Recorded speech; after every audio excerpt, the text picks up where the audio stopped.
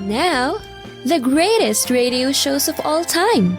Suspense. The Shadow Node. Washington calling David Harding, counter-spy. Classic radio theater. The Great Gildersleeve. Fibber McGee and Molly. Dragnet.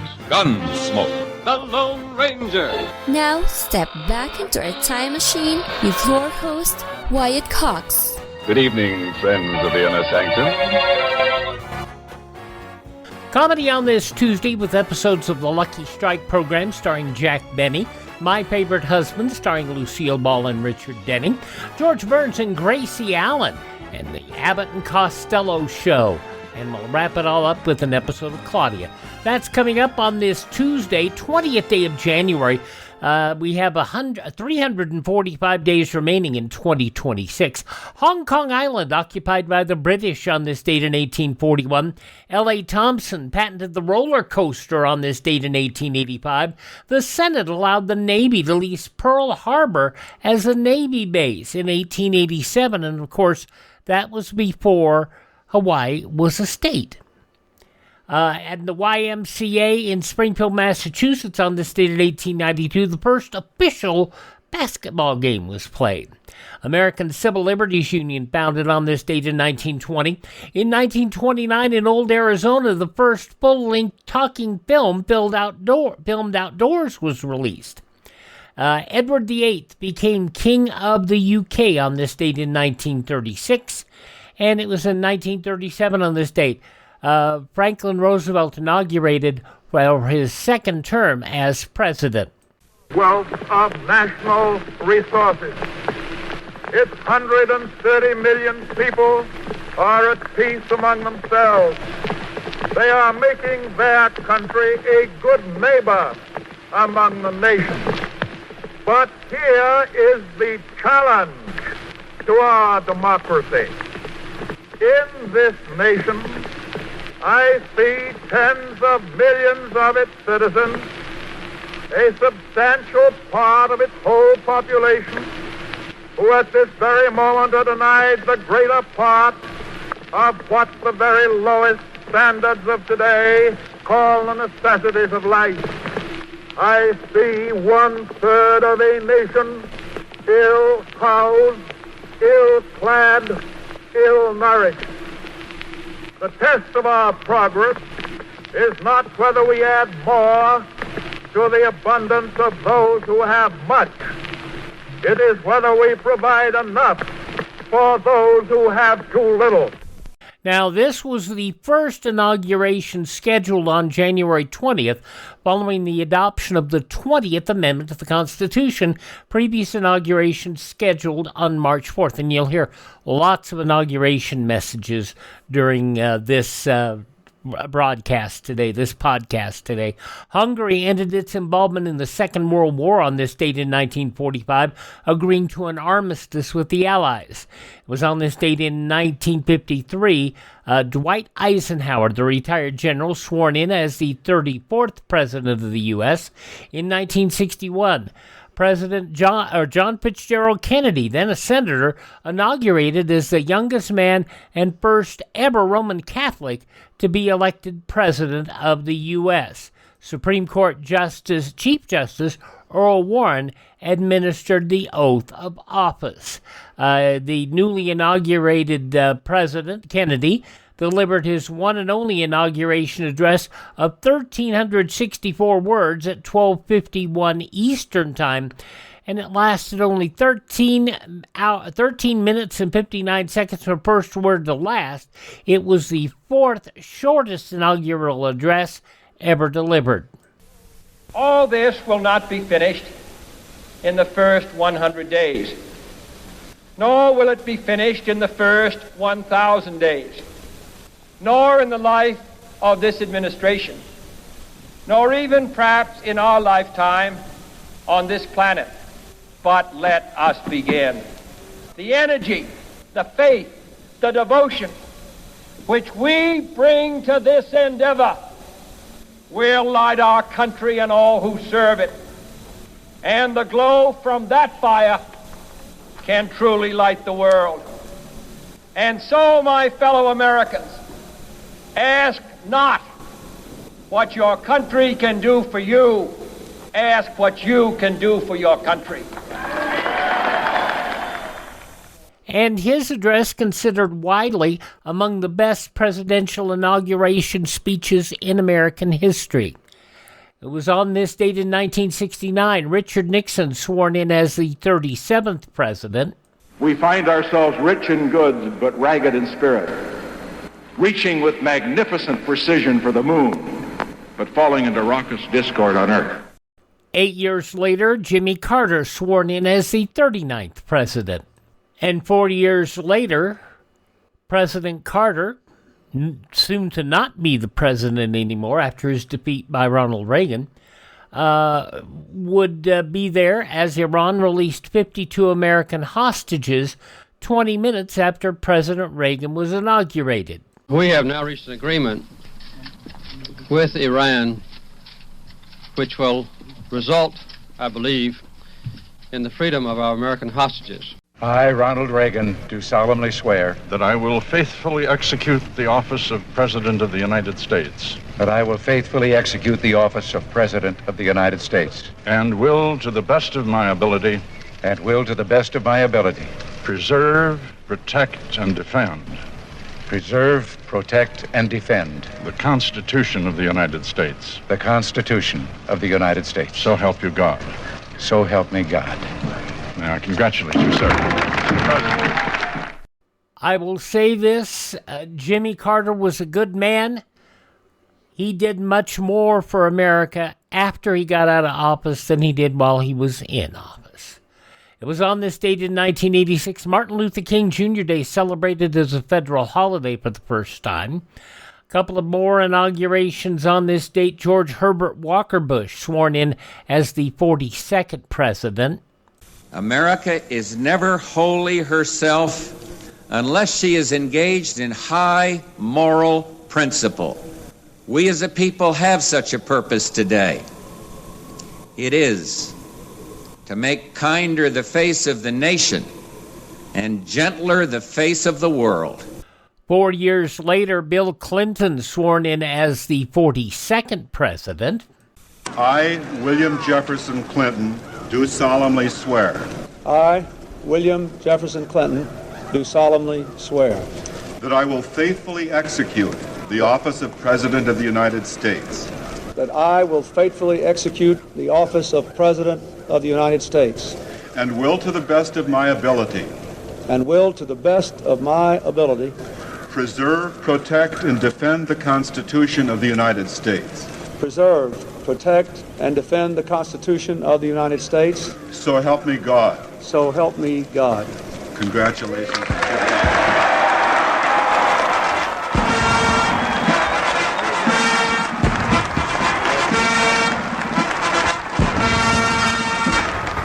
We need a new government for a new century. Humble enough not to try to solve all our problems for us, but strong enough to give us the tools to solve our problems for ourselves. In 2001, George W. Bush sworn in as the 43rd president. 2009, Barack Obama sworn in as the 44th president, the first African-American president. It was 2017, Donald Trump's inaugurated as the 45th president. In 2021, Joe Biden inaugurated as the 46th president. And at 78, he became the oldest person ever inaugurated. Kamala Harris became the first female vice president of the United States. And then in 2025, Donald Trump inaugurated as the 47th president of the United States and became the oldest person ever inaugurated.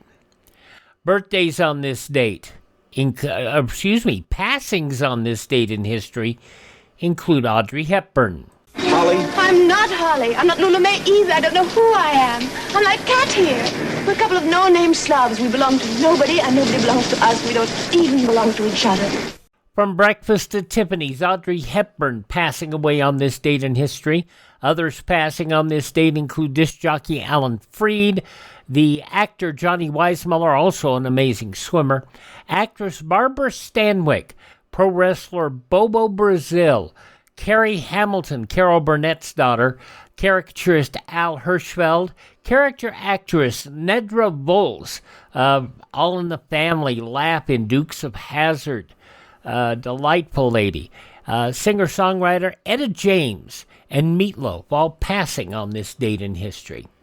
Birth dates of those who are no longer with us include I Wish I Was 18 Again, George Burns, made it to 100, DeForest Kelley from Star Trek, Bones, born on this date, singer Slim Whitman, actress Patricia Neal, the wonderful Artie Johnson, such a funny man, roller derby queen Joni Weston, and singer, dancer, actress Dorothy Provine. All born on this date in history, they have all departed from this mortal plane. Hi, this is Jeff Foxworthy. It is now time for the birthday announcements. The following people are now officially older than dirt. God bless the man who is probably best known today for doing the music for the original Dragnet, Ray Anthony. And, of course, he played with the Glenn Miller Orchestra in the early 1940s. He left... he didn't get along with Glenn Miller, so he left the orchestra early, played with Jimmy Dorsey's orchestra, and did a whole bunch of great music. You know, I mentioned Dragnet, but he had hits with the Bunny Hop, Hokey Pokey, At Last, and more wonderful music. Ray Anthony, 104 years old today. Astronaut Buzz Aldrin is 96. The fourth Doctor Who, Tom Baker, 92 years old. From Kiss, Paul Stanley is 74. And a political analyst and comic who, quite frankly, he used to be felt to be strong liberal, but he certainly is willing to hear both sides. Bill Maher, 70. 1976. You can't call yourself a think tank if all your ideas are stupid. I mean, Bill Maher's, he's not wrong. 70 years old today, Bill Maher. Lorenzo Lamas, 68. Country's John Michael Montgomery is 61. Dwight in The Office, Rainn Wilson is 60. Melissa Rivers, the daughter of Joan, 58 years old today. From Scream and Riverdale, Skeet Ulrich is 56. And pro wrestler Carl Anderson, who was in the OC and Bullet Club, and now I think Anderson is with his cohort over in the National Wrestling Alliance. Carl Anderson, 46 today, and he does lots of other independent stuff. Those just a few of the people celebrating the 20th day of January as their birthday. And if this happens to be your birthday... We baked you a birthday cake. If you get a tummy ache and you moan and groan and woe, don't forget we told you so. Happy birthday! Happy birthday! Make a wish, dear, and blow out the candles. Here they go.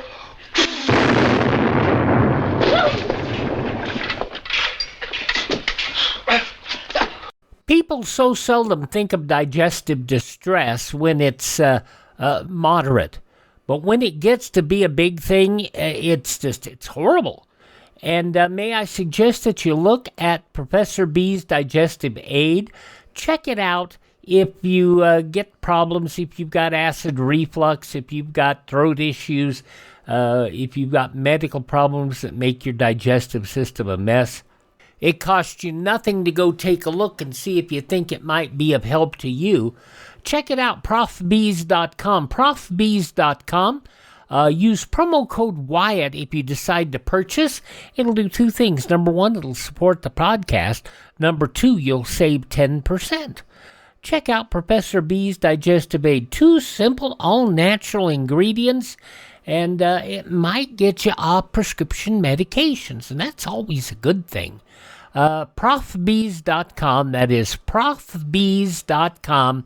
Link in the show notes, also the link at classicradio.stream. Promo code Wyatt will save you 10%. There is a money-back guarantee. Guys, think about it. Gals, think about it. Your gut's how you get your energy.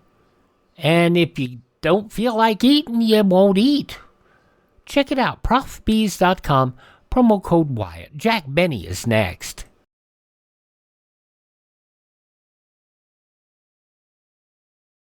A wise farmer knows that he must get his livestock under cover to protect them from radioactive fallout. An attack may never come, but it's wise to prepare now.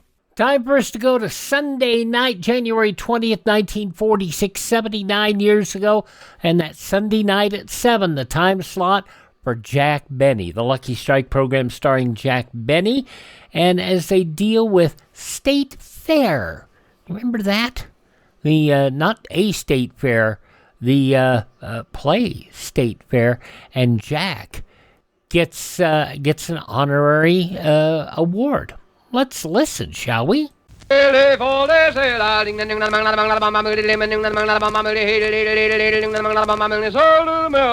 Quality of product is essential to continuing success. And Lucky Strike means fine tobacco. You said it. Why, sure. LSMFT, LSMFT, LSMFT. Lucky Strike means fine tobacco, so round, so firm, so fully packed, so free and easy on the draw. At 49 American. In a cigarette, it's the tobacco that counts. You bet. LSMFT. Lucky Strike means fine tobacco. That's right. LSMFT. Yes, Lucky Strike means fine tobacco. The finer, the lighter, the naturally milder Lucky Strike tobacco. This fine Lucky Strike tobacco means real deep down smoking enjoyment for you. So smoke that smoke of fine tobacco, Lucky Strike. So round, so firm, so fully packed, so free and easy on the draw.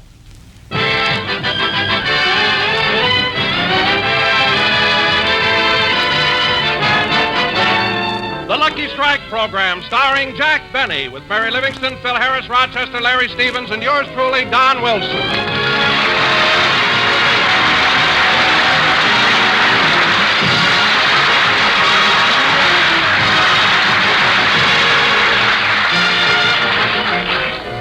Ladies and gentlemen, just about 1 year ago, Jack Benny started on a trip to New York. He rushed down to the Union Station to find out about the chief or the super chief. But the only information he could get was... Train leaving on track 5 for Anaheim, Azusa, and Cucamonga. Last summer, Jack went to Germany to entertain our boys in the armed forces. As he waited for connections between Berlin and Nuremberg, he heard a voice say... Dass diese Leute Tagfunk, roten Todesstunden, verboten für Anaheim, Azusa und Cucamonga.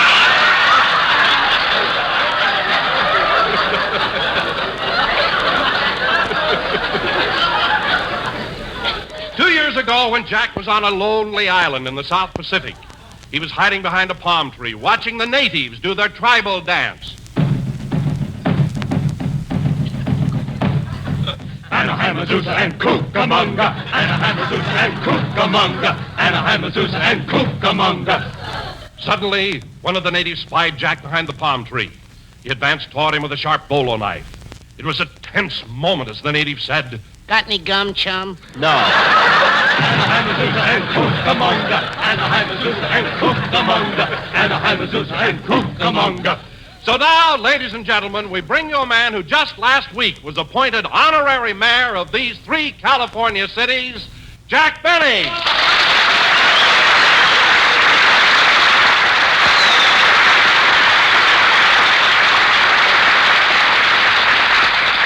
Thank you, Don, and thank you, my loyal subjects. You may sit down now. Thank you. Oh, Jack, that was certainly a great honor bestowed on you. How does it feel to be mayor of 3 cities? Oh, it hasn't changed me a bit. I'm still the same lovable Jack Benny that nobody can stand. You know, Don, this is the first time in history that one man was ever mayor of 3 cities at the same time. It's quite an honor, you know. I agree with you, Your Majesty. Mary, don't overdo it. Don't overdo it. What about you and those new cards you had printed? Fiorella H. LaBenny.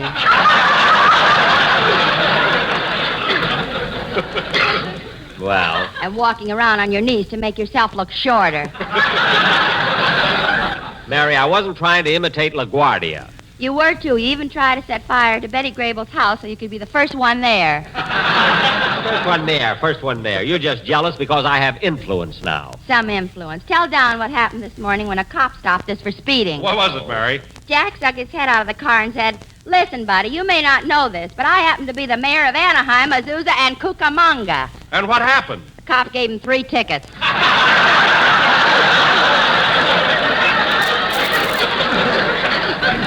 Now, wait a minute. Apparently, you kids have no respect for the importance of my new office. Now, Jack, you know that isn't true. When I heard you were mayor of these 3 towns, I even approached you with a business proposition. Yes, Don, I know, and I've been thinking it over, but, well, I'm afraid I can't do it. But, Jack, you have the authority. I know, Don, but it's impossible. Now, there's no use talking about it. What does he want you to do, Jack? Don wants me to change the name of the main street in Anaheim to LSMFT Boulevard. Now, it just can't be done. Well, I don't see why not. Look, Don, would the American Tobacco Company change their slogan to "Lucky Strikes are so Anaheim, so Azusa, so fully Cucamonga"?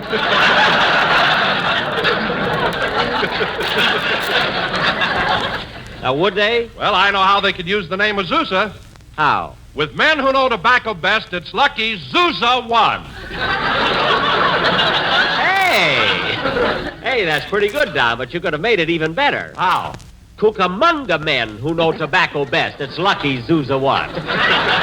See? Say, Jack, I've got one. What is it? I'll take a Lucky today, tomorrow, or Anaheim.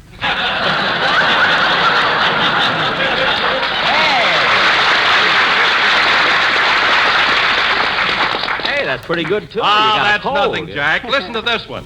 Lucky Strikes are made of the finer, the lighter, the naturally milder tobacco. Well, where's the joke? Joke? That's a commercial, son. Thanks for calling me son, you know. Come in. Collect telegram for Jack Benny, $1.19. Oh, here you are, son. $1.19 for the telegram, and here's $1 for you. Gee, thanks very much. I wonder who this telegram is from. It must be important if they send it here to the... Come in. Pardon me, Mr. Benny, I forgot my bicycle. You didn't forget it. I bought it.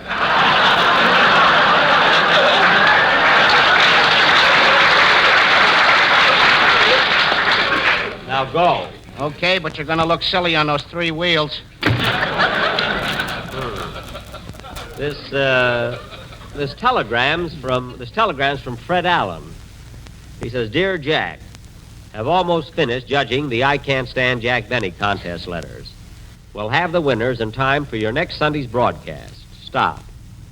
I know I've said a lot of nasty things about you, but after reading all those letters, I realize that I'm the only friend you've got."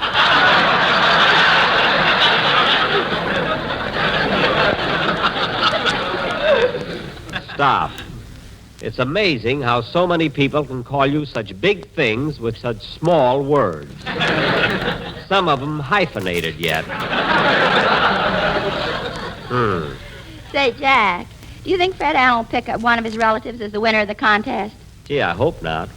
Although Allen's relatives sent in twice as many letters as anybody else. Twice as many? How could they do that? Mary, when you're swinging by your tail from a tree, you can write with both hands. And thanks for asking. Now, come on, Phil. Phil, let's have a band number. Phil. Phil isn't here yet, Jack. Good. Let's sneak the band number in before he gets here. Hey, you over there. Me? Yes, you. You lead the orchestra. But I'm the janitor. Just wave your broom. Those guys won't know the difference. Believe me. Now, go ahead, will you?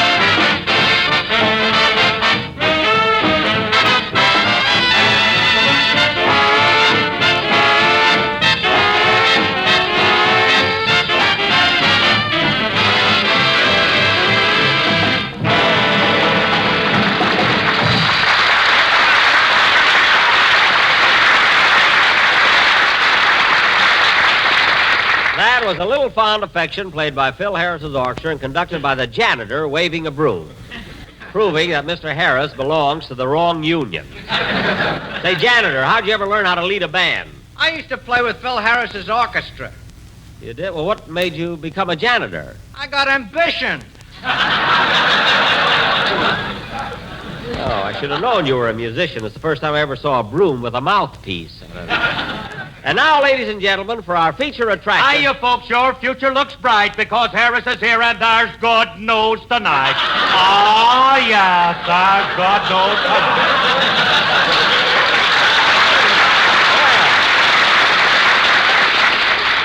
tonight. Well, the prima donna finally arrived. Good afternoon, Maestro. Hiya, Jackson. Sorry I'm late. Sorry. Look, Phil, if you knew you were going to be late, why didn't you phone me? Phone you? Are them things working? Certainly. The government intervened. Now, when you dial O, you get President Truman. And, Phil, from now on, get here on time and cut out those loud entrances. I want a little respect around here. Respect? What's eating him, Livy? Him has just been made honorary mayor of Anaheim, Azusa, and Cucamonga. Well, I begged you to accept my humblest apologies coupled with my heartiest felicitations, Your Worship. Thank you, Phil, but you don't have to curtsy. You know, Jackson, this is quite an occasion. This calls for a drink. Never mind. But, Jack, Phil's going out of his way to be nice. Out of his way. Mary, all you have to do is say, today is Tuesday, and Phil says, oh, boy, what an occasion. This calls for a drink. Believe me, if I were the mayor of this town, I'd fix guys like Phil by putting on a curfew. Hey, Jackson, say that word again. Curfew. Gesundheit. Oh, Harris, you've got your own teeth, but you're clicking all the time.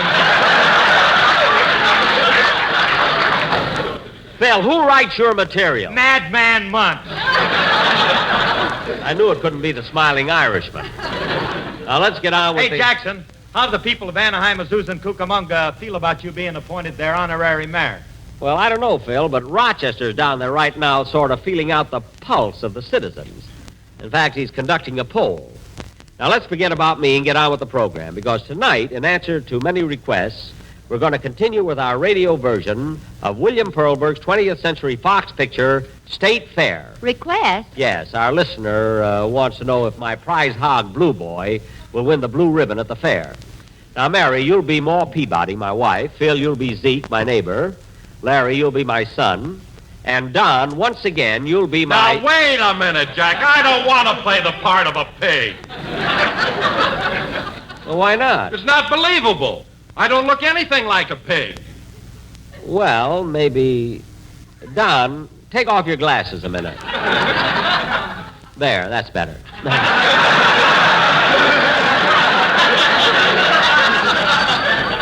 And now we'll continue our play where we...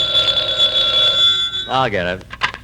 Hello? Hello, Mr. Benny. This is Rochester. Rochester, I'm glad you called. Did you talk to the people in Anaheim, Azusa, and Cucamonga? Uh-huh. Well, what do they say about me being appointed honorary mayor? Are you sitting down?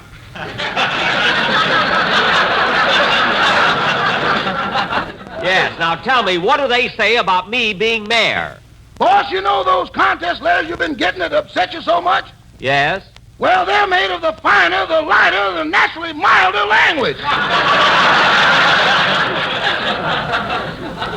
Rochester, I can't believe it. What was the overall opinion in the three towns? Well, Anaheim is blaming Azusa, Azusa is blaming Anaheim, and Cuca is blaming Monga. Cuca's blaming Monga, but that's all one town. All I know is half the people are dressed in blue, the other half in gray, and their battle song is Love in Bloom. Oh, my goodness. Are they shooting? No, they're just beating each other over the head with violins. Beating each other with violins? Anybody around here with a bass fiddle is a general. Rochester, where are you phoning from? I ain't phoning. I'm using my walkie-talkie. Walkie-talkie? I'm in motion, boss. In motion.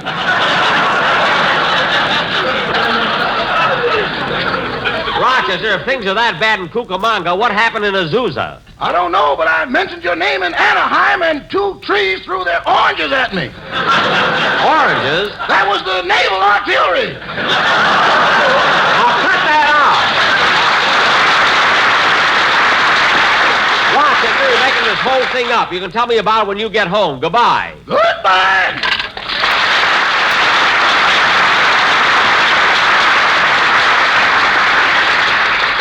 I hope Rochester gets here on time to go on request performance. I don't want to lose the commission. Now, Larry, before we start our play, State Fair, put us in the mood by singing something from the picture. Okay. I saw you standing in the sun, and you were something to see. I know what I like, and I like what I saw, and I said to myself, that's for me. A lovely morning, I remarked, and you were quick to agree. She wanted to walk, and you nodded your head as you breathlessly said, that's for me.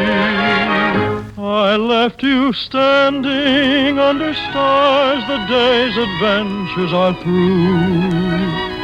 There's nothing for me but the dream in my heart, and the dream in my heart, that's for you. A lovely morning we remarked, and she was quick to agree. She wanted to walk, and you nodded your head as you breathlessly said, that's for me. I left you standing under stars, the day's adventures are through. There's nothing for me but the dream in my heart, and the dream in my heart, that's for you.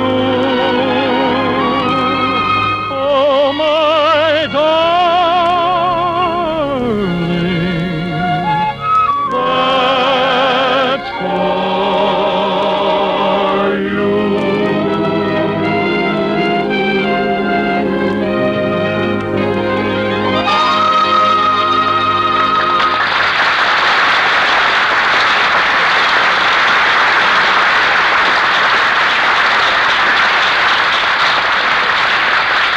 That was That's For Me, sung by Larry Stevens and the Farmhands. Now we pick up where we left off last week. On our way to the State Fair, Maw, Paw, Zeke, Sign, the pigs, and the mincemeat are all on the wagon.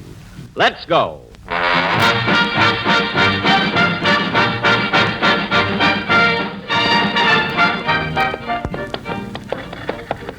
Giddy up, Dobbin. Come on, Nellie. Giddy up. Take it easy on them horses, Pa.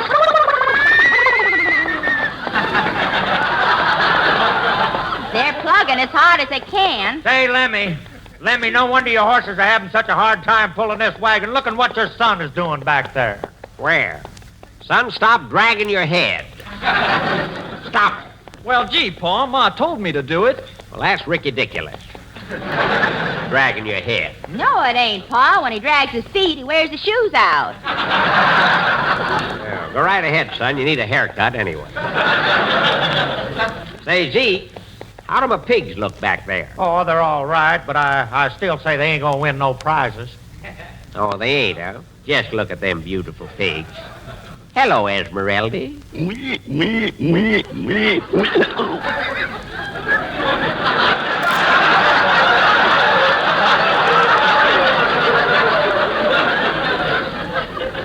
And how do you feel, Blue Boy? Oink, oink, oink, oink.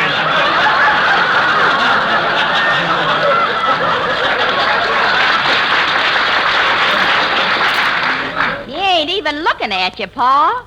Blue Boy, I'm over here. Put your glasses on, you silly pig. Yes, sir, those are two of the finest pigs in Kumquat County. Maybe so,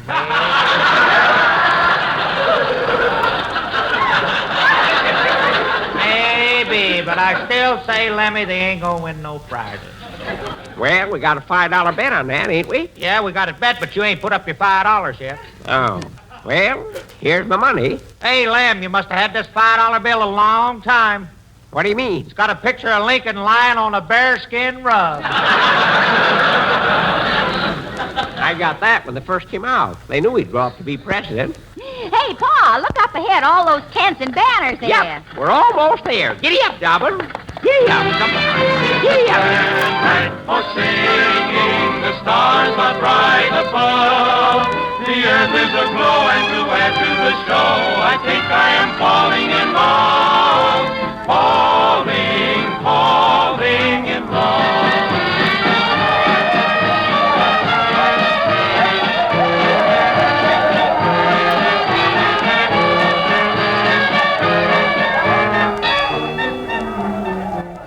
Ma, ain't it exciting here? It sure is, Pa. All right, folks, step right up and I'll guess you'll wait for a dime. One dime, win the Cupid doll. Looky, right this way for the girly show. All right, folks, now gather around. Here you are. Get your genuine solid gold 17 jewel switch watch move wristwatches for only 39 cents. Hey, I'll buy one of them watches, mister. Now, there's an intelligent man. Here's your watch, mister. Okay, here's your money. I'll gather around, folks. Get your genuine solid gold. Hey, wait a minute. This watch don't look very shiny. It don't look like gold. You say the watch ain't shiny? You say it ain't gold? Tell you what I'm going to do. For only 1 thin dime, the 10th part of a dollar, I'm going to send you a bottle of marble. Marble, the only jewelry polish on the market that contains irium.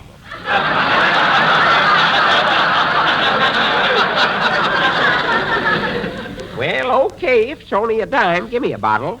Here's a quarter. And here's your bottle. Step right up, ladies and gentlemen. Get your... Hey, what about my change? Jewel Swiss movement wristwatches for Hey, what about my change? Get away from me, bub, you bother me. Yes, ladies and gentlemen, these watches... I ain't going away till I get my change. You're just a big crook. You say you didn't get your change? You say I'm a crook? Tell you what I'm going to do. You ain't going to do nothing. Oh, come on, Lem. Stop making such a gall-darn shamil of yourself. Okay, let's go over. Say, Pa. Huh? Son, we're off the wagon. Stop dragging your head. Well, it ain't his fault, Pa. He's got the wrong tongue laced in his shoe. Oh, yeah, doggone it, that happens. That happens every time he dresses himself. Now, what do you want, son? I'm a-getting hungry. Okay, you wait here with your ma and Zeke. I'll be back in a minute. Now, let's see. Where can I get something to eat? Ah, there's a hot dog stand. Pickle in the middle and the mustard on top. Just the way you like him and they're all red hot.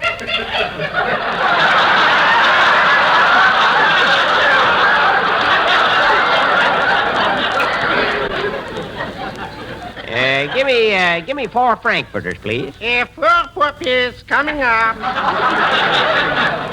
Not so fast, mister. Is the meat fresh? Ooh, is the meat fresh? When it arrives, we don't even cook it. We just take off the jockey and lead it into a bun. Now, wait a minute. You mean these Frankies are made out of horse meat? Yeah, come here a second. Confidential, and don't breathe this on anybody. Uh-huh.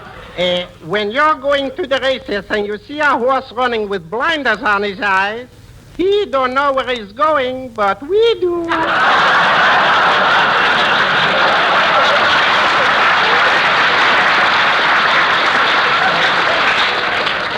What? Yes.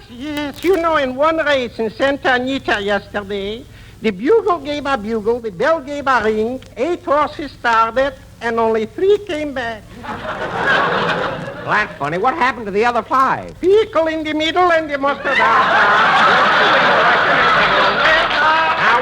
Now, wait a minute. I recognize you. Didn't I see you selling hot Frankies at the Rose Bowl game? Yeah, it's quite possible. You know, every New Year's I'm spending in Pasadena.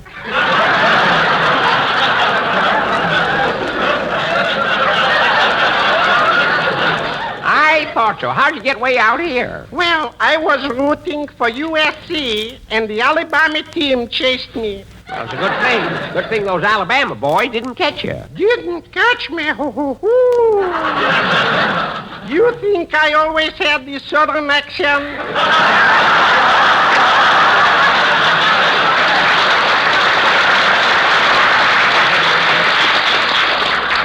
Well, you better give me my hot Frankies. My folks are waiting for me. Good, good. Here you are. Let me taste one. These don't taste so good. They're too tough. You say they don't taste good? You say they're too tough? Tell you what I'm going to do. Never mind. I'll take them anyway. Here's your money. Thank you. Pickle in the middle and the mustard on top. Just the way you like him and the whole.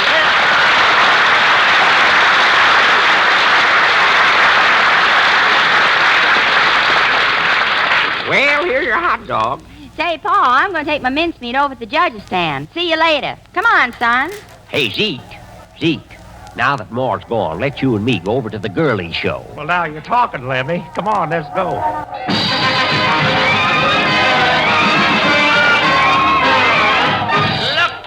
Looky, right this way, boys, and see Fifi Latour, the dancing girl. She shakes in every muscle. She shakes in every joint. If you think Mildred Pierce did something, step on the inside and see what Fifi does. Come on, Zeke, let's go in. Okay, Lem. Hey, I wonder if the dancing girl this year is going to have a balloon or 7 veils. I'm prepared for either one. I got a pin and 7 matches. Well, let's go in. 2 tickets, please. There you are, and remember, no climbing on the runway. Come on, Zeke.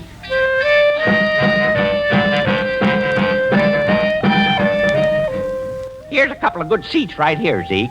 Can't we get any closer? We're on the stage now. Hey, Zeke, here comes Fifi going into her dance.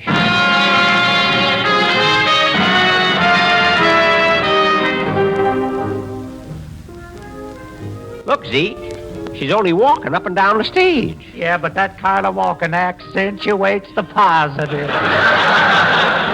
You said it. Look out, she's winding up. Whoops. Look at her.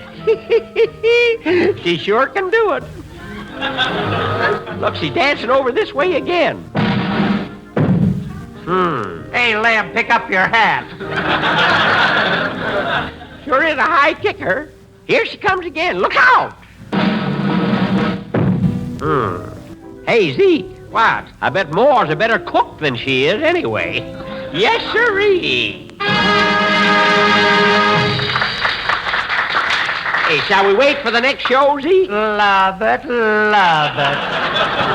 Why, Lem, you cute Peabody. You ought to be ashamed of yourself. Now, you come right out of here. Okay, Moore, let go of my ear. I'm a-coming. While you boys are wasting your time in here, my mincemeat won first prize. And so did Blue Boy. Yippee! You see, Zeke, I told you we'd win. And, Pa, do you know what the first prize is? What? A round-trip ticket to Anaheim, Azusa, and Cucamonga. Well, I'll be doggone. It's a grand night for singing the stars are bright above.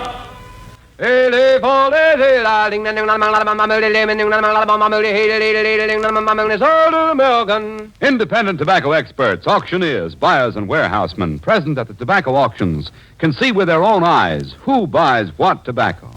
They can see the makers of Lucky Strike consistently select and buy the finer, the lighter, the naturally milder Lucky Strike tobacco. Yes, Lucky Strike means fine tobacco. And this fine Lucky Strike tobacco means real deep-down smoking enjoyment for you. So smoke that smoke of fine tobacco, Lucky Strike. So round, so firm, so fully packed, so free and easy on the draw. The famous tobacco auctioneers heard on tonight's program are Mr. L.A. Speed Riggs of Goldsboro, North Carolina. Mr.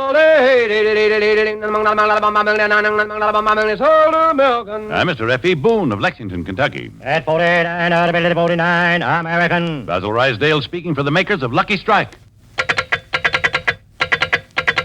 LSMFT, LSMFT, LSMFT. Many things may change with the years, but here's one thing you can depend on always. Lucky Strike means fine tobacco. Yes, first, last, and always, Lucky Strike means fine tobacco. So round, so firm, so fully packed, so free and easy on the draw. This is NBC, the...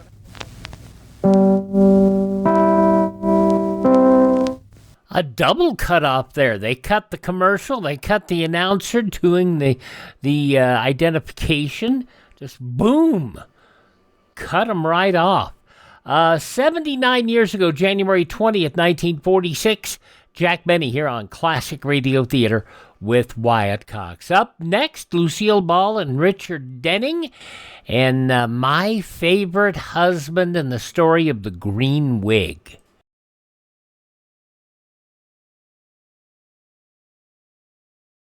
There is a defense against radioactive fallout. During enemy attack, get to a shelter immediately. Stay there until local officials advise you it's safe to leave. Be prepared.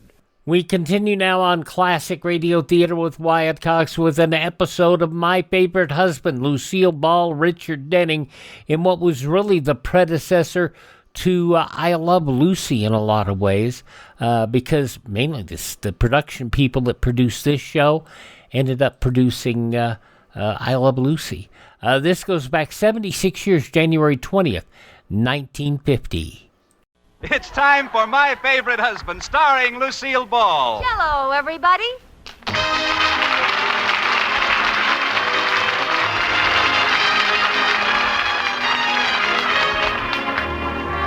Yes, it's the Gay Family series starring Lucille Ball with Richard Denning, brought to you by the Jell-O family of desserts. J-E-L-L. Oh, the big red letters stand for the Jell-O family. Oh, the big red letters stand for the Jell-O family. That's Jell-O. Yum, yum, yum. Jell-O pudding. Yum, yum, yum. Jell-O tapioca pudding chesserie. And now Lucille Ball with Richard Denning as Liz and George Cooper, two people who live together and like it.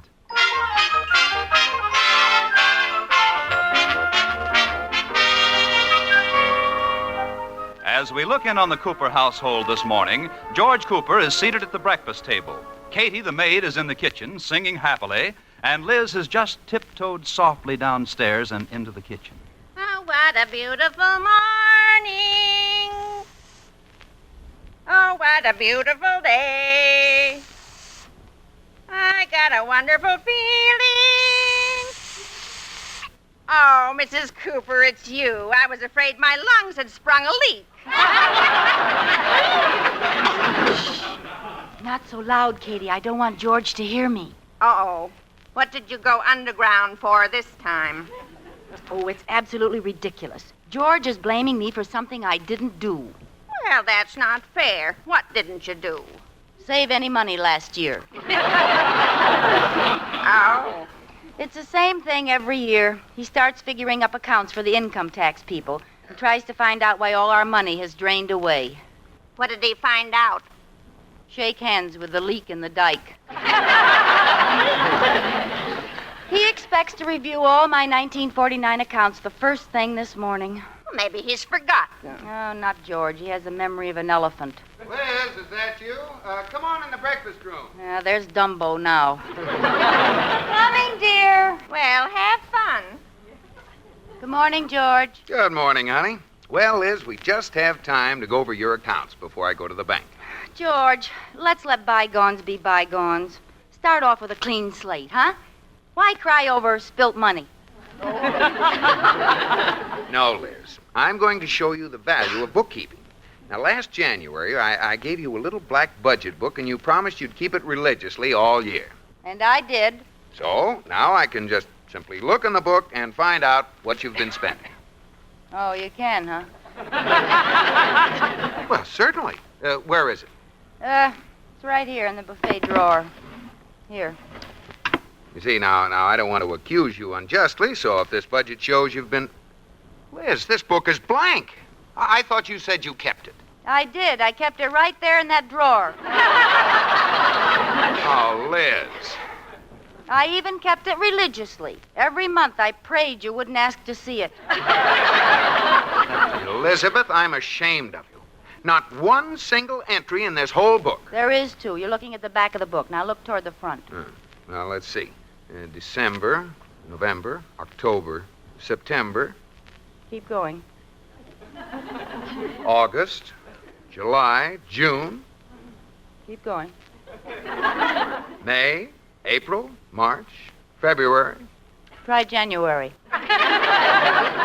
Thanks. Do you mean to say that you only kept an account of your expenses for 1 month? No, Well, what then? 1 week. Oh, that's the last straw. Of all the dopey Now, things that... George, there's no need getting excited. All you need is that 1 week. What? If you want to find out how much I spent during the year, you just multiply the 1 week by 65. 65. 56? 24? Well, the number of weeks in a year. Never mind. Now, let's take a look at this fateful week in the little black book. Expenses for week ending January 8th, 1949. January 1st, newsboy, 50 cents. Cleaning, $1. Toothpaste, 39 cents. Miscellaneous, $180. What in the world is miscellaneous? Miscellaneous, you know, rent, food, telephone, gas, electric, that stuff. Oh, that stuff. Yeah.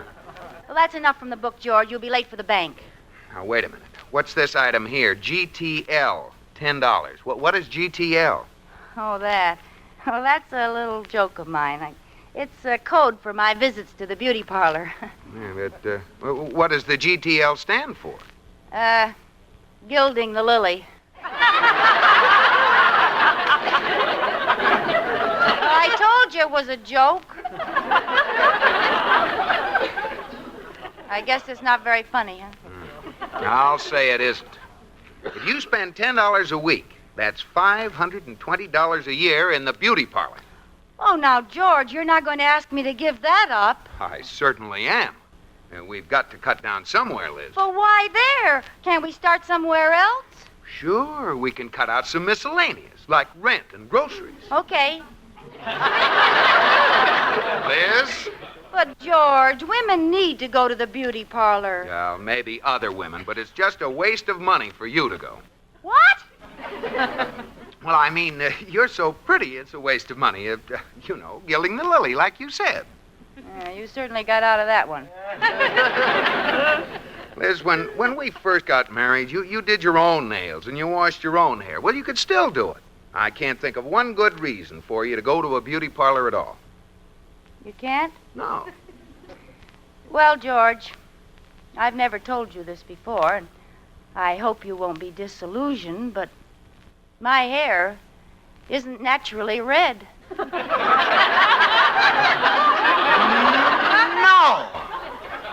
No. And if I don't have it fixed every week, some strange things are liable to happen on top of my noggin. You don't say. Yes. This glorious sunset will fade and night will fall on my scalp. Well, I've got news for you. Let it go back to its natural color. I liked it that way. You did? Yes. It was a very pretty shade of... Well, sort of a... Hey, what color was it?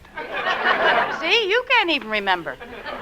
Well, for your information, George Cooper, the girl you married had hair that was... It was sort of, Gee, I can't remember myself. Well, this is a good time to find out. Let it grow in. Oh, George, you're not serious. Well, I certainly am. This year, we're going to save that $10 a week. But I've got an appointment at Sally's this morning. Can't the old lily have one last gilding?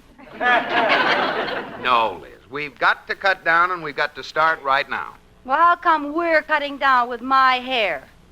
Oh, well, don't worry, Liz. I'm not asking you to do anything that I'm not doing. George, you're not going to stop dyeing your hair, too. No, Smarty. I canceled my membership in the athletic club. Ooh. Yeah. And it's all settled. You stay out of the beauty parlor, and I'll stay out of the athletic club. And this time next year, we'll have plenty of money. What good will it do? I'll never see it. Why not? You'll be too flabby to carry it in the house, and I'll be too ugly to go outside and look at it.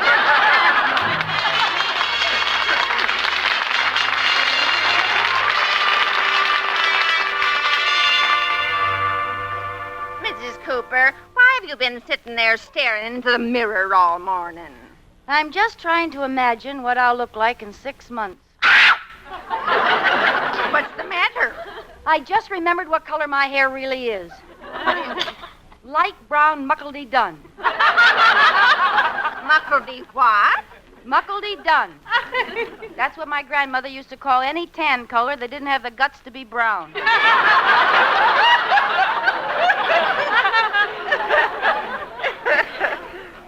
Oh, Katie, I can't face it. I've got to keep that appointment with Sally.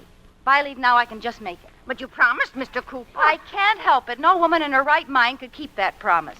I'll save the money by giving up something that's not as important, like eating. Well, what if he catches you? I'll plead temporary insanity.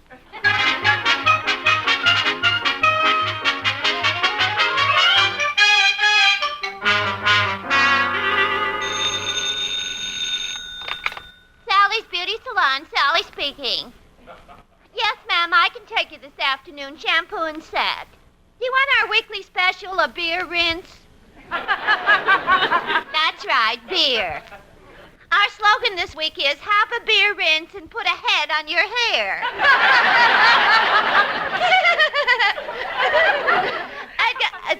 Hello? Hello? She hung up. No sense of humor. Pardon me, you're Sally, aren't you? Yeah, you're Mr. Cooper. That's right. I wonder if you'd do me a favor. Oh, sure, Mr. Cooper. I'll squeeze you in. What do you want, a touch-up? No. Look, Mrs. Cooper has an appointment this morning, hasn't she? Yeah, she ought to be here any minute. Well, I want to surprise her. Oh, isn't that cute? You two are still in love, aren't you? Yeah. Which booth will she be in? Well, that one behind you. Yeah, well, don't tell her I'm here. I'll just hide behind the curtains. Okay. Oh, when she sees you, she'll die. You can say that again. Sally. I'm back here, dearie. Now, remember, not a word. Okay. Am I late, Sally? No. Go on in the booth. Sally, come here a minute. Sally, as far as you're concerned, I'm not here, see? What do you mean? Well, I promised my husband this morning that I wouldn't be coming here anymore. Oh, Mrs. Cooper, in the Ooth Bay. What? In the Ooth Bay. What are you trying to say? In the Ooth Bay. Oh, George! Oh, gee. I tried to tell you, Mrs. Cooper. Well, I got a mud pack in booth 2. I'll go chip it off. Oh, Liz. I was hoping I wouldn't find you here. Well, you certainly came to the wrong place. You didn't want to find me. Why did you come sneaking around where I said I wouldn't be? Sit down, Liz. I want to talk to you. This morning at breakfast, you said you wouldn't come down here. You lied to me. I did not. How do you figure that? My bacon was crossed. That doesn't matter. Well, if you're going to make your own rules. Liz, if you're going to act like a child, I'll treat you like one. Now, from now on, I'm handling all the finances in this family. I'll pay all the bills and handle all the cash. But, George... If you want to be a baby, you can be one. Now give me your checkbook. Oh, George. All right. Now your change. Come on, give. And I'll just take this along. Oh, no, not that, George. Hand it over. But it's an heirloom. My grandmother gave me that charger plate. Hand it over. Now, have I forgotten anything? Yes, you forgot to hold me up by my heels and shake me.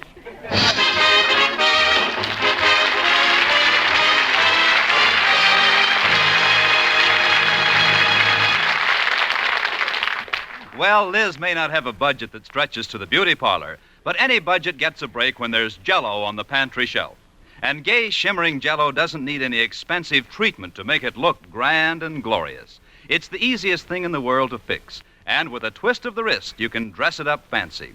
For instance, mold the Jell-O in a shallow pan, and when firm, cut it into sparkling little cubes. Or flake it up by putting it through a ricer. Then serve in individual sherbet glasses topped with sliced bananas and whipped cream. All 6 delicious Jell-O flavors are rich with locked-in goodness. Strawberry, raspberry, cherry, orange, lemon, and lime. And all 6 lovely Jell-O colors are bright and gay as a rainbow. So look for those big red letters on the box. They spell Jell-O, and Jell-O spells a treat. That name is a registered trademark of General Foods. Jell-O. And now back to Lucille Ball in My Favorite Husband.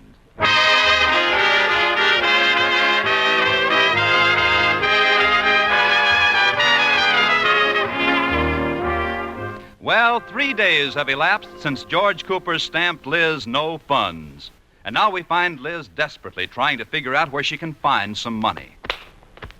Mrs. Cooper, what on earth are you doing to that couch? I'm looking for money under the cushions. You know, after George takes a nap here, it's like panning for gold. Any luck? Oh, I got a big haul. 3 bobby pins, a nail file, a thimble, and half a sandwich. My goodness, what kind of a sandwich? Peanut butter and lint.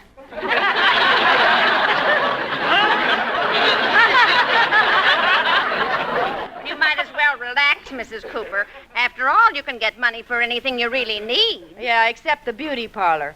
You know what I'm going to do, Katie? I'm going to get a green wig and tell him I dyed my own hair and it came out that color.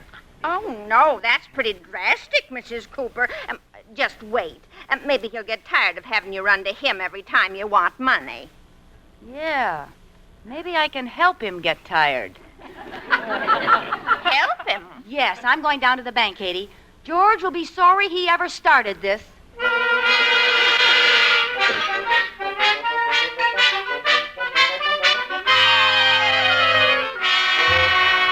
Did you want to see me, Mr. Atterbury? Yes, George boy. Add this column of figures for me, will you? I'm not a well man. I've got a headache and my eyes are jumpy. Oh. Is there anything I can do? No, there's nothing anyone can do. I've got a television hangover. What was on? Nothing. Wasn't a thing on that I'd spend 2 minutes looking at. Well, how long did you watch it?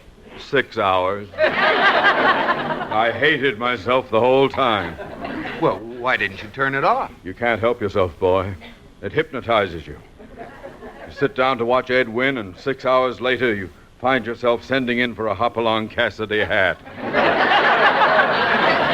Yeah, I guess television really gets you. Well, I'll add those figures for you. No, let's add them together. That way we're bound to be right. Yeah, all right. 5 and 4 are 9, and 8 is 17, and 4 is 21. Hi, fellas. Liz, what are you doing here? Pardon me, George, but I have to see you a minute. This is Miss Finley. Miss Finley, this is my husband. How do you do, Mr. Cooper? And this is my husband's boss, Mr. Atterbury. How do you do, Mr. Atterbury? How do you do? Well, he's a grumpy old codger. Oh, no wonder. He's got liver spots. Your liver out of whack, mister? Liz, what do you want? Well, George, since you're paying all the bills, I don't have any money, and I just took a book back to Miss Finley's lending library, and I owe her for it. So All right. I'll give her a check. How much is it, Miss Finley? 14 cents.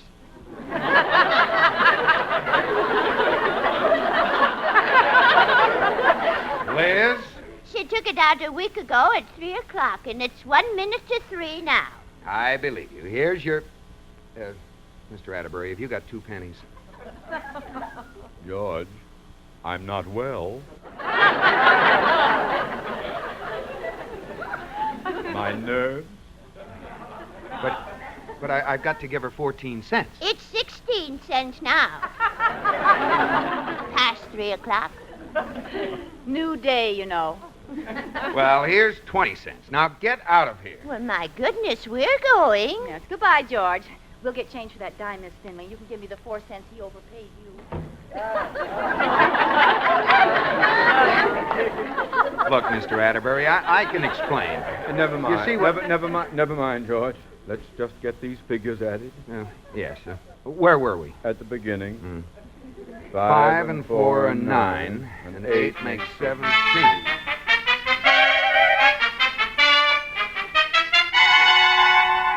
Plus 8 is 1,467. Plus 4 is 1,471. Plus... Hi, fellas. Oh, no. Come on in, Lefty. Okay, little lady. Well, there's Kukla and Fran. Where's Ollie? Liz, what's the matter with you? I'm sorry, George, but I owe Mr. Lefty some money. This is my husband, Mr. Cooper. Hello, Cupid. Cupid? I'm losing my grip on reality. Oh, well, don't mind Lefty. He likes to give people nicknames. This is Mr. Atterbury, my husband's boss. Glad to know you, Ada baby.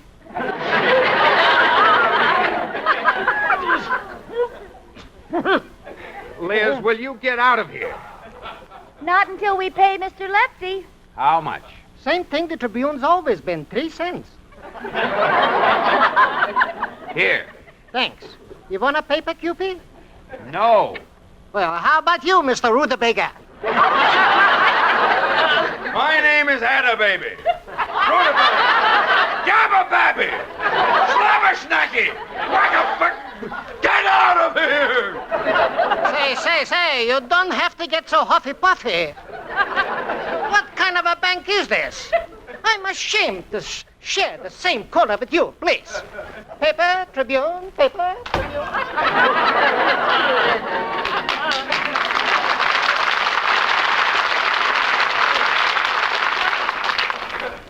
Come here, Liz. Put down that paperweight. Give it to me, George.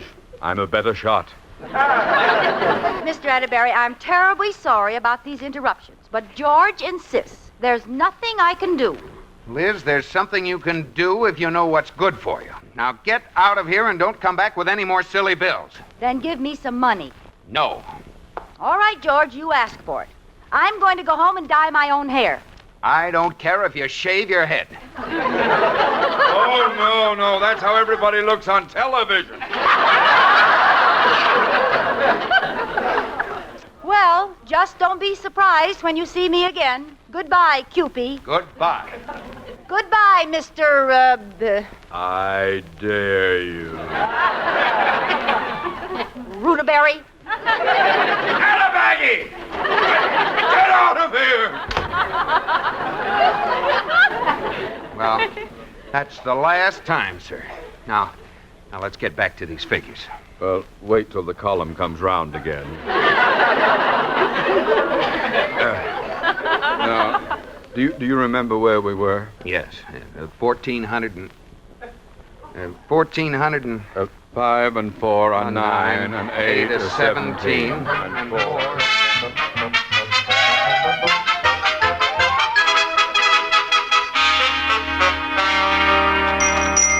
Good afternoon. May I help you? Yes, I'd like to buy a wig. Well, that's what we sell. Now, what did you have in mind? Blonde, brunette, or redhead? Green. Yes, madam, I beg your pardon. Did you say green? Yes, I'd like a green wig. Do you have one? Yes, I think we have one. Do you mind if it has a false nose attached to it? Well, I guess it is a rather unusual request. You see, I want to surprise my husband. It'll be a shock, but it'll do him good. Drinker, eh? No. May I please see a green wig? Something about the color of this dress I have on. All right. What size wig? I don't know. Well, just slip off that one you have on and we'll look inside. This is my own hair. Come on, lady. You don't have to be embarrassed in front of me. Take it off. Listen, if I take my hair off, my head comes with it. This belongs to me. Give me 2 pulls.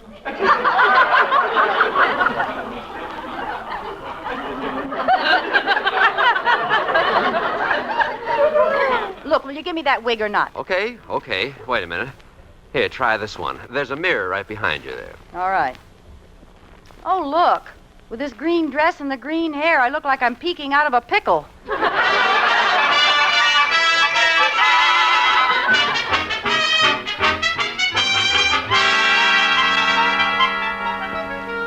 And 8 makes $753,259.34. We're finished. My nerves are about to snap. Yeah, it was quite a strain, wasn't it? Well, write it down, boy. Write it down. We don't want to lose that number after all this. Hi, fellas. Oh, no. Liz. But Your hair. I knew it. I knew it. It finally got me. It looked like Liz has green hair. Oh, Liz, what sort of joke is this? It's no joke, George. My hair is really this color. Oh, no. And it's all your fault. I tried to dye my hair at home and something went wrong. Oh, but how did it get green? Well, I didn't have any henna, so I used Easter egg dye.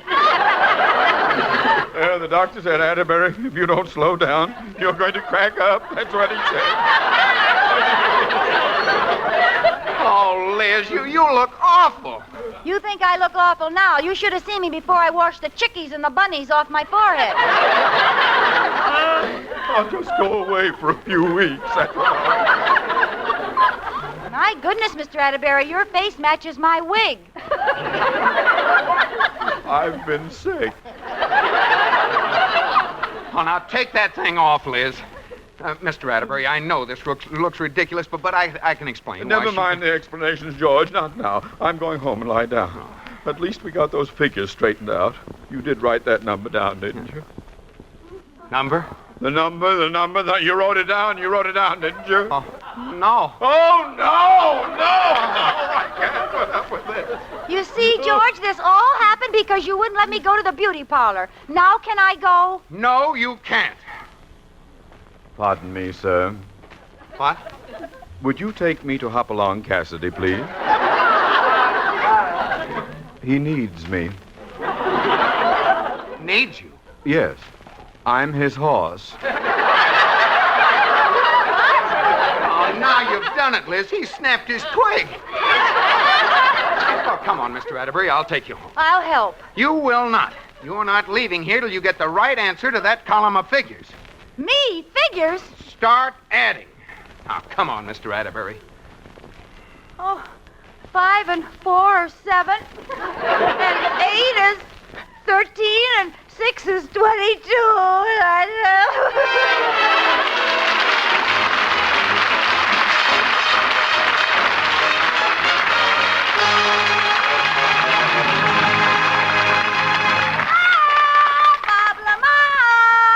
Yes, Lucille, where away tonight? Tonight, Robert, you are an archaeologist who has just discovered some ancient Egyptian hieroglyphics.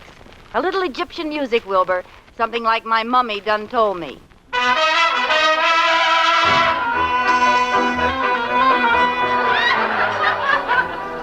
Oh, if I only knew what these hieroglyphics say.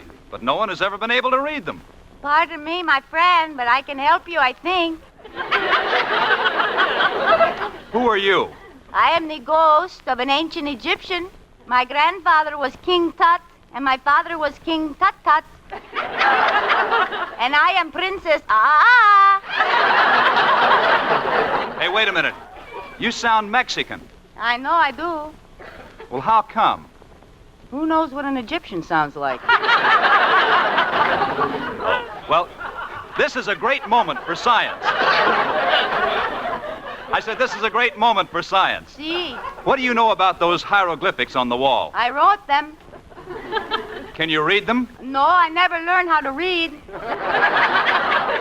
Well, look, will you try? Yes, see. First, there's a little box with big red letters on it. See. Does that stand for Jell-O? It better. Well, what's next? The 6 delicious flavors? Oh, see, strawberry, raspberry, cherry, orange, and lemon. And I can't read the next word. Is it obliterated? No, I think it's lime.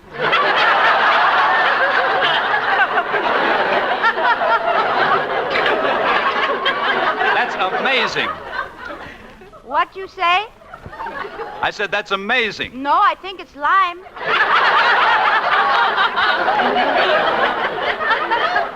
No, look, I mean the message. It must go on to say that Jell-O makes you think of the real ripe fruit itself. Oh. And the flavor is locked in by a special process so it can't get out till your first delectable spoonful. That is right. 2,000 years ago, we liked those 6 delicious flavors.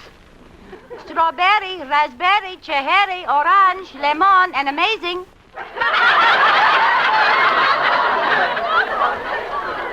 No. Obliterated? No. I'm only kidding. I knew it all the time. Good night.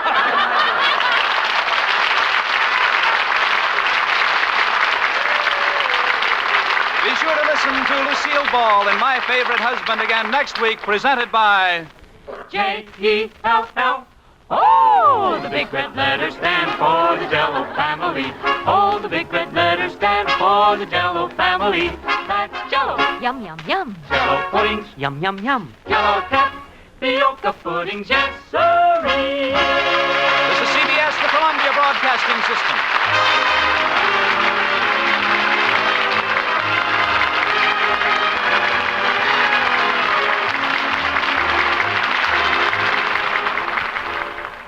76 years ago, January 20th, 1950, Lucille Ball, Richard Denning, My Favorite Husband, here on Classic Radio Theater with Wyatt Cox. Tomorrow, we'll have more comedy as Al Jolson guest hosts for Jimmy Durante, who's in the hospital, from 1948.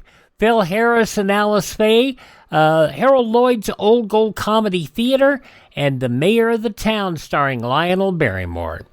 On Thursday, we'll make it simple. Town Hall Tonight with Fred Allen from 1936 and the new Edgar Bergen Hour from 1956. On Friday, Edward Arnold as Mr. President, The Inner Sanctum Mysteries, Death as an Artist. Sir John Gielgud, Sir Ralph Richardson in The Adventures of Sherlock Holmes, and the Screen Directors Playhouse presentation of The Exile. On Saturday, we will go to West. At least for most of the podcast, with Jimmy Stewart as the six-shooter, Gunsmoke, Have Gun Will Travel, and an episode of Suspense.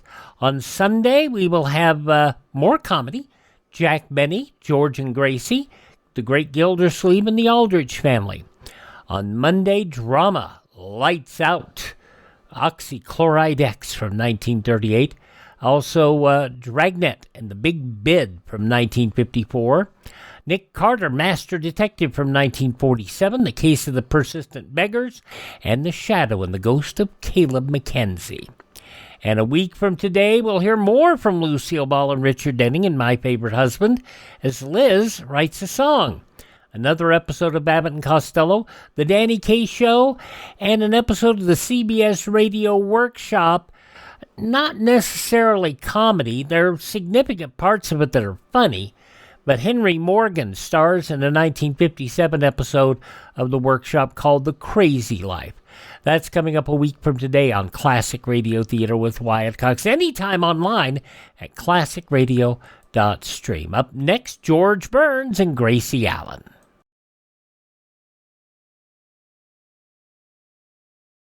Government officials suggest that every family store a 2-week emergency food and water supply in case of attack. Choose canned or dried foods that can be eaten without cooking. We go back 85 years to January 20th, 1941 now for an episode of The George Burns and Gracie Allen Show. From Hollywood, The George Burns and Gracie Allen Show for Hormel and Spam.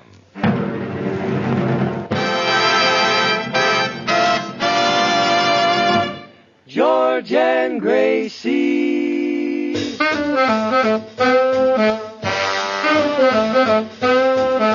Spam, whoa boy. Spam, what joy. George Burns and Gracie Allen on the show when it's off his straw. The singing glee with a smooth E3. Last but not least, and with Bud Heaston.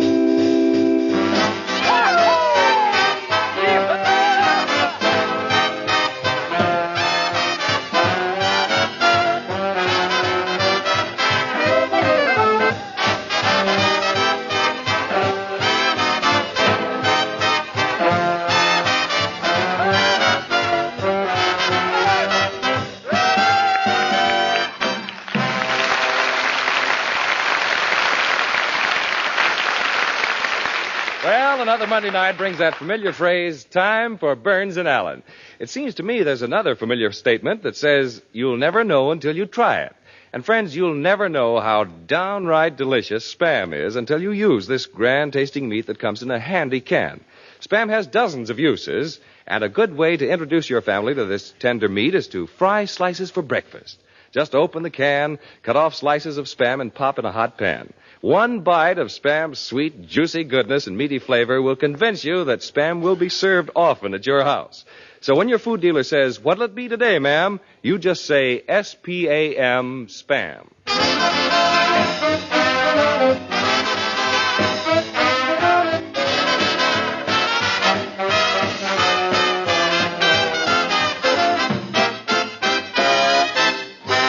And here they are, George and Spam's meatheart, Gracie.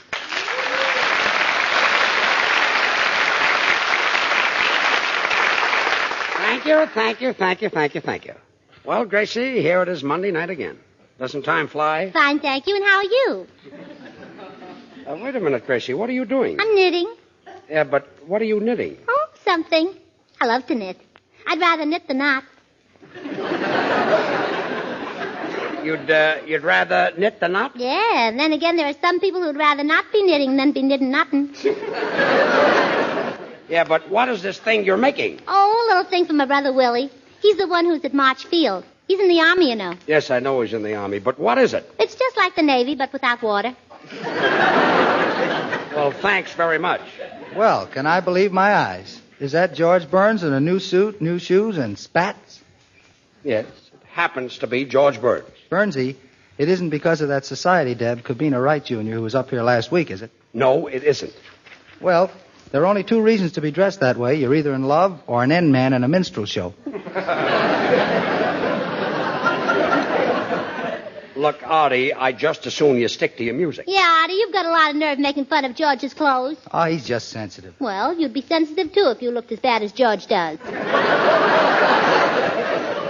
Now, you stay out of this. Yeah, Artie, you heard him. Stay out of this. Are you cracked? Cracked? Cracked? Wait a minute, I'll ask him. George, are you cracked? I must be going out of my mind. Well, George, don't admit it. Make him prove it. Oh, quiet. How did this thing start? Well, don't you remember you asked me what I was doing, and I said I was knitting nutting. Oh, yes, for your brother Willy. Yeah, he's in the Army, you know. I know. Oh, I love to knit. I do a lot of knitting. I'll never forget, I knitted a bathing suit for my uncle, and I made it out of spinach, and Uncle looked so nice in it, he said... Just a minute. You knitted a bathing suit out of spinach? Well, yeah, and that way he doesn't have to go to the beach to lie around in the sand. Say, Gracie, is there anything that's impossible for you to do? No, but when the thing's impossible, it's harder for me. Look, are you trying to make me an imbecile? No, I'm making the sweater, but when I'm finished, I'll be glad to make you one. How do I get into these things? Oh, easy. They just button up the front. Oh, quiet. Oh, say, hey, George, look, your underwear is hanging over your shoes. Bud, that happens to be spats. Spats? Yes. Well, now, Bud, don't do what Artie did. Don't say that he got dressed up on account of Cobina, because that's how they got into a big fight. Really? Wasn't Artie. It was on account of you. Now, please, George, how can you say that to Bud? He wasn't even here when it happened. All right, so I've got on spats, and I'm wearing a new suit, and I like it. Well, gee, George, we all like it. Why, that suit makes you look very athletic. Makes you look like you've got pork shoulders with ham meat added. Yes. I look spick and span. Well, Bud, we got it in. Yeah, didn't we? Yes, we did. George, I can't knit. You're tangling my wool. Oh, pardon me. Ahora que están hablando de la sociedad, ¿por qué no me preguntan? Yo sé mucho de Yes, estas I know, cosas, nada más que no me That's the preguntan. guitar player. Senor Lee, what is it? Senor Burns, that society girl who came here last week, her family came over on the cauliflower? It's Mayflower. Cauliflower is, well, what is it that has a head like a cabbage, only it's a little softer? Does it wear spats? You know, it's a lucky thing for you people that I can hold my temper. Oh, good, George, and you can hold my knitting, too. Look, I don't want to hold your knitting. Well, then how can I read my brother Willy's letter? And I don't want to hear your brother Willy's letter. Well, then you hold the knitting and I'll read the letter. Yeah, that's much better, I guess. Dear Gracie, I can't thank you enough, Gracie, for the lovely toupee you sent me. It'll come in very handy if I ever get bald. Gracie, if he isn't bald, why did you send him the toupee? Please, Judge. Don't talk while I'm interrupting. Oh. And, Gracie, will you tell Daddy it was a swell idea to have my name tattooed on my chest? as it saves me a lot of talk. Now when a sentry stops me and says, "Who goes there?" all I have to do is unbutton my shirt and show him. And, Gracie, I hate to Just complain. a minute. And Gracie, your brother must have been born insipid. No, in San Francisco. Oh, well, I'm wrong, I guess. And, Gracie, I hate to complain, but I'm very disappointed in my Army gas mask. It doesn't relieve me half as much as Broma Seltzer. Well, look, I'd just as soon not hear anymore. Brigadier General Lachlan has been teaching us camouflage, and it's really a wonderful thing. I've been camouflaging myself as a rifle, and for 2 days my tent mate has carried me everywhere on his shoulder. Probably didn't know the kid was loaded. Oh, George, please. I wish you'd laugh long. That's all I've got. George, please, more letter. It's fun being carried about, but it gets tiresome having my throat cleaned every day with a ramrod. Had his throat cleaned with a ramrod? Well, we'll have to close now and help the top sergeant hunt for his overcoat. By the way, did it reach you safely? Signed, Willy. That's all I want. And now, Artie Shaw, his clarinet, and his boys will play Canto Caraballi.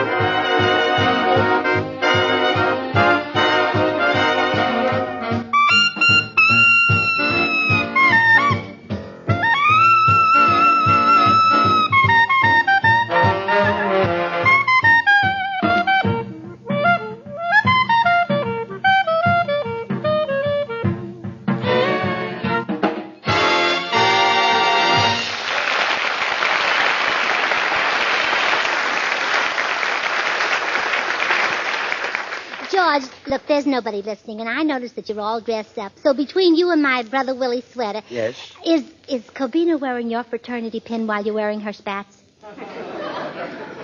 Gracie, I'm going to settle this once and for all. The reason I'm dressed up is that I was invited to a private showing at an art gallery. Is that so terrible? Oh, no. Did you have a nice time? Well, it was really wonderful. I saw all the masterpieces, and while I'm no critic, I don't think anybody can touch Rembrandt's paintings. Why, aren't they dry yet?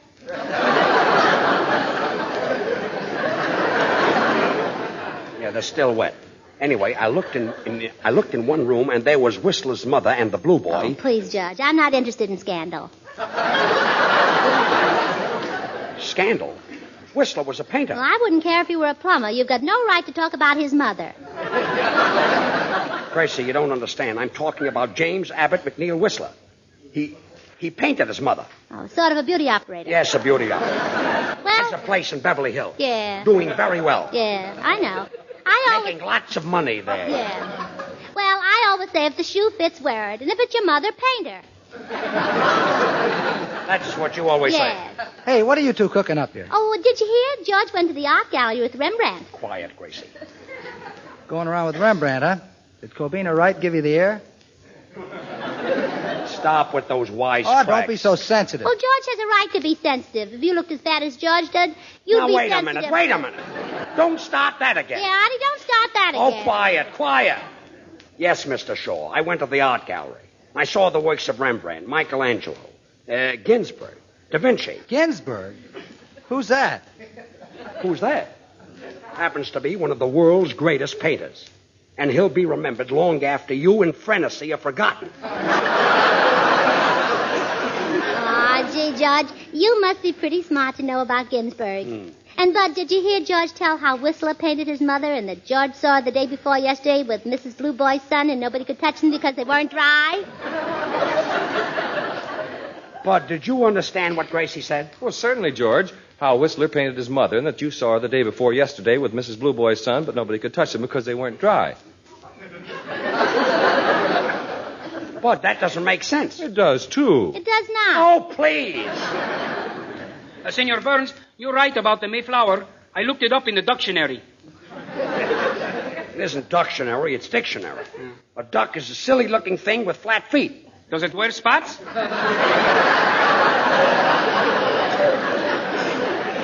Look, can't you ever get one word right? In a short while, I will speak better. I am taking a course from the International Correspondence University. I see you? Peekaboo, I see you too.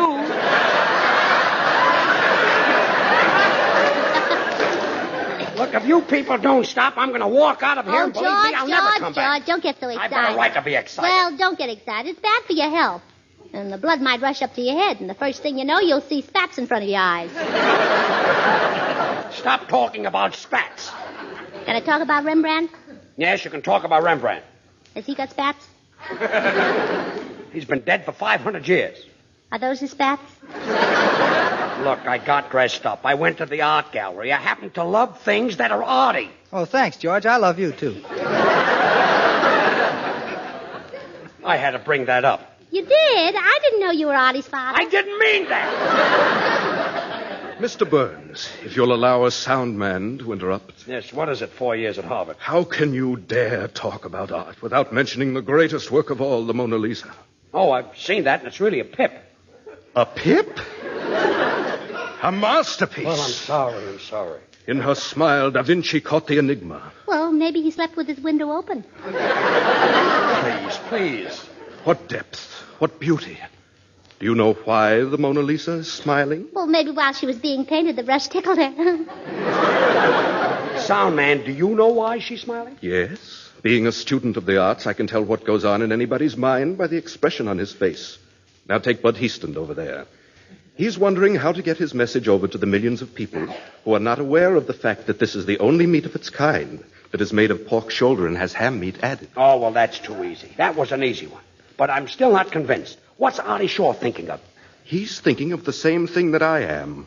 Who is Ginsberg?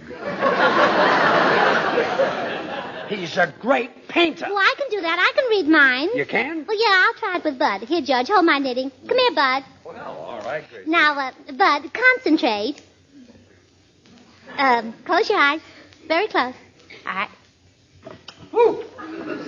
Well, Gracie, that wasn't on my mind. Oh, isn't that silly? I read read my own mind.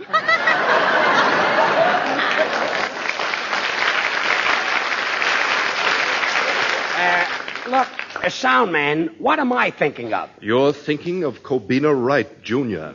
Look, I told you a million times I have no interest in Cobina Wright Jr.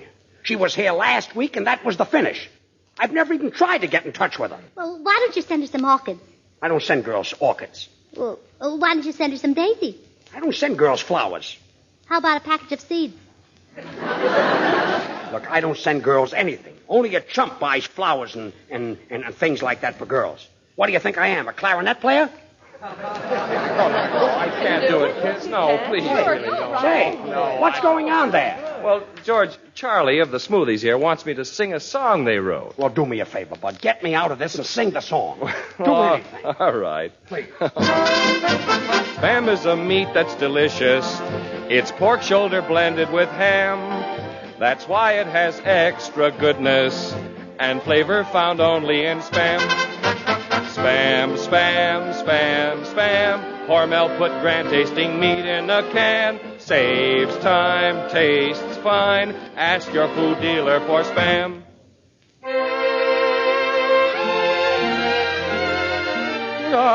Ladies, when you're tired and weary with the daily chores of planning meals, here's a little tip.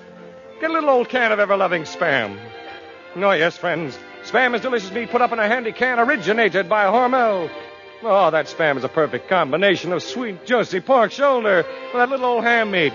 And that, yes, that's why Spam is different. Why it has a taste and a flavor all its own. Oh, yes, ladies. And it's so easy to use. Try that Spam. Oh, you'll like the way it saves you time and gives your family grand-tasting meat. But get the real thing, ladies. Ask your food dealer for Spam. Then, instead of worrying about what to serve, you'll start singing. Spam, spam, spam, spam. Hormel put grand-tasting meat in a can. Saves time, saves wine. Ask your food dealer for Spam.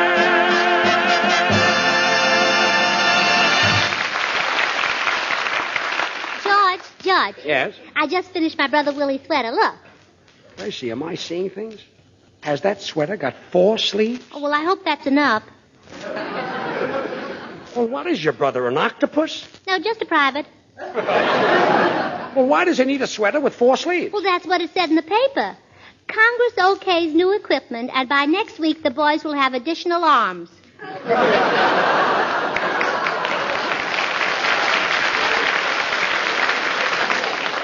Well, if I were you, I'd add a few more sleeves. Oh, you think so? Come in. Why, Cobina. Well, look, everybody, it's Cobina Wright Jr. Why, Cobina, this is a surprise. Well, George, I'm sorry to intrude now, but I simply had to see you. I just can't accept this mink coat you sent me this morning. A mink coat? A mink coat? Oh, well, Cobina, that couldn't be from George. He said he wouldn't even give you a package of seeds. Please.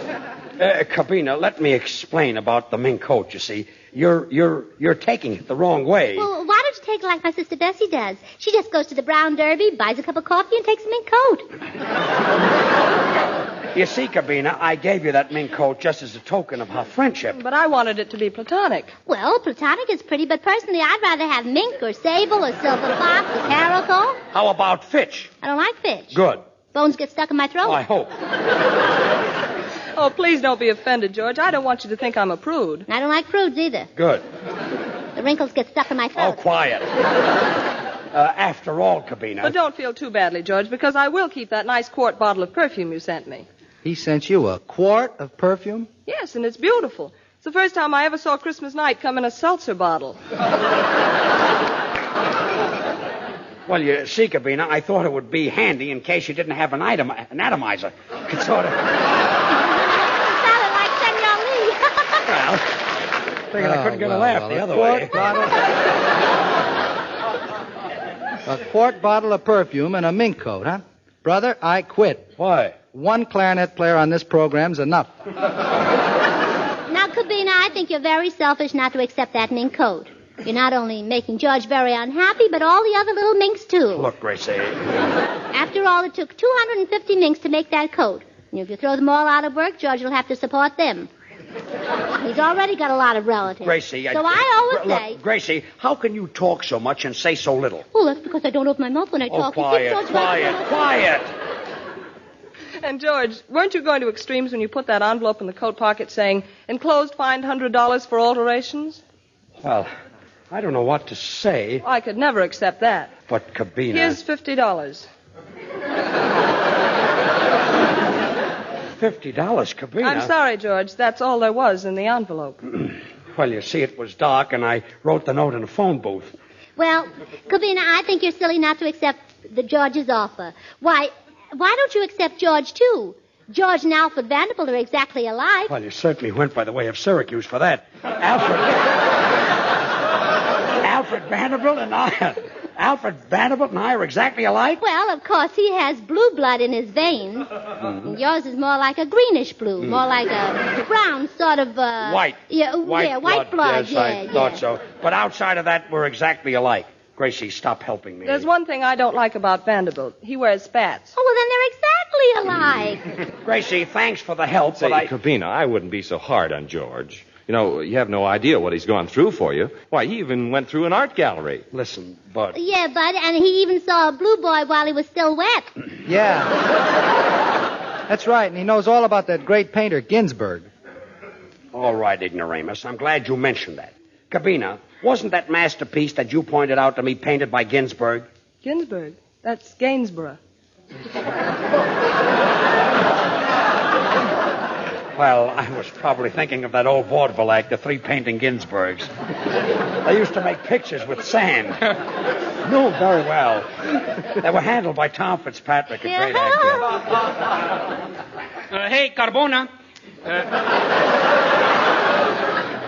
You're making a mistake not taking that minky. Oh, please, senor.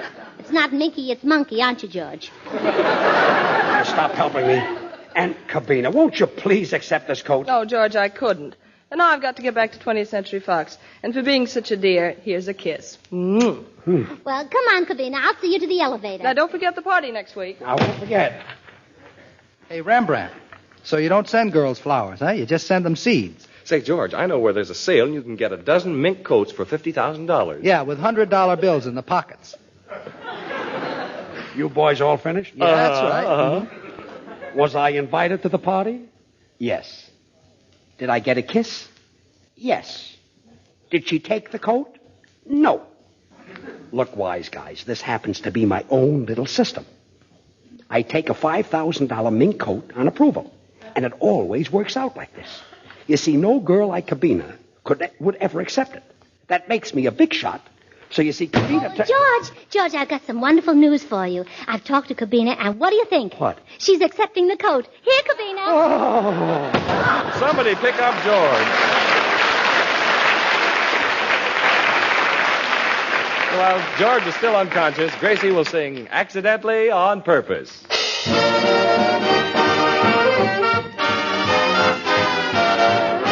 Accidentally on purpose. You paused while passing by, accidentally on purpose. You tried to catch my eye. You made that chance remark that the day was mild. And let me ask you incidentally, was it accidentally that you smiled accidentally on purpose? You let me hold your hand. You did it on purpose. You had the whole thing planned. You thought that you were smart, but sweetheart, I wasn't fooled at all. Accidentally on purpose, I made you fall. And as I recall, it wasn't chance that romance happened to come to me. No, I fear the situation is plain. For every day in some way where I was you would be. Guess you thought you planned the whole campaign. Accidentally on purpose. You said, please pass the salt. Accidentally on purpose.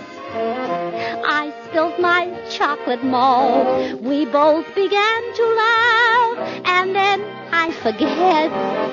I sort of kind of wonder incidentally, was it accidentally our eyes met? Accidentally on purpose. I left my gloves behind. I didn't intend to, but they weren't hard to find. You thought that you were quite aggressive, but you weren't the one at all, accidentally on purpose. I fooled you, 'cause it wasn't any accident that made you fall.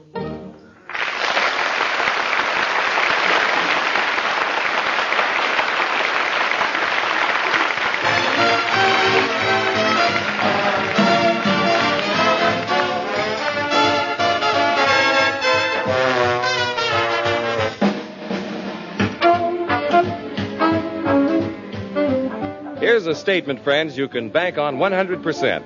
Whenever the occasion calls for delicious meat at your house, serve Spam. Originated by Hormel, Spam has become one of the country's most popular mealtime aids. This delicious meat in a handy can has extra flavor because Spam by Hormel is a combination of juicy pork shoulder and tender ham cooked by Hormel's own formula to preserve all the natural flavor and tenderness of these choice cuts. You're really missing something good if you haven't yet tried Spam. Ask for Spam when you shop tomorrow. Thanks, Bud. Well, Gracie, say goodnight. Oh, good night. So we're going to Cobina's party next week, huh? Yes, I know I'm going. I've got to get that coat back. It's on approval. No, it's not. It's on Cobina. It is. Now, good night, all.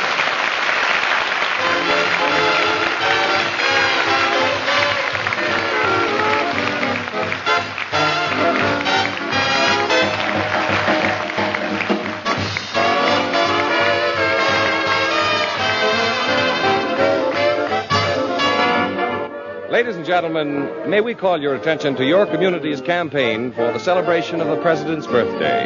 Every dime contributed in this campaign helps to build America's national defense against a cruel disease. And it helps the youngster around your own corner, too. So give a dime or $1 if you can. Fight infantile paralysis.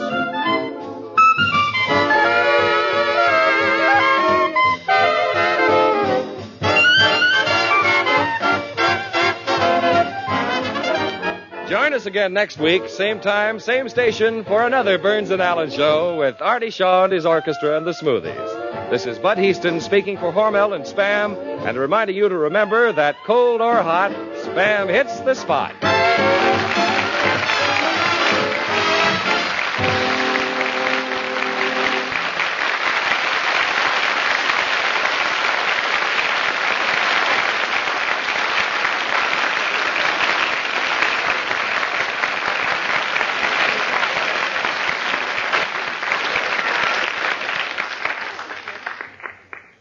Have you tried Hormel chili con carne? Even those who think they don't like chili do like chili con carne the way Hormel makes it because it's different and everybody likes it. Double your money back if you don't like it. Try Hormel chili con carne tomorrow.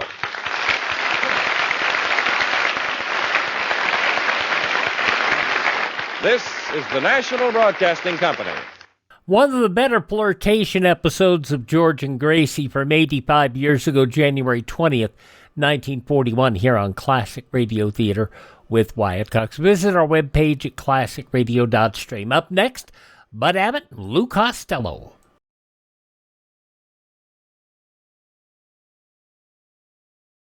There are two air raid warning signals. A steady blast of 3 to 5 minutes means attack is probable. A wavering tone or series of short blasts means take cover. Another Sam Shovel mystery straight ahead with Bud Abbott and Lou Costello.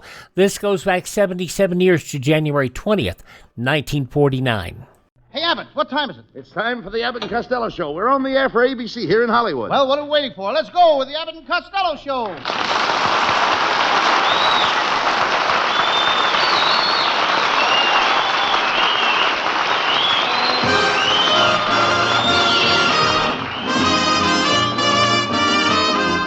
Yes, it's the Abbott and Costello Show, produced and transcribed in Hollywood for your listening and laughing pleasure, with chuckles with a carload and music by Matty Malnick. So hold on to your chairs, folks, for here they are, Bud Abbott and Lou Costello.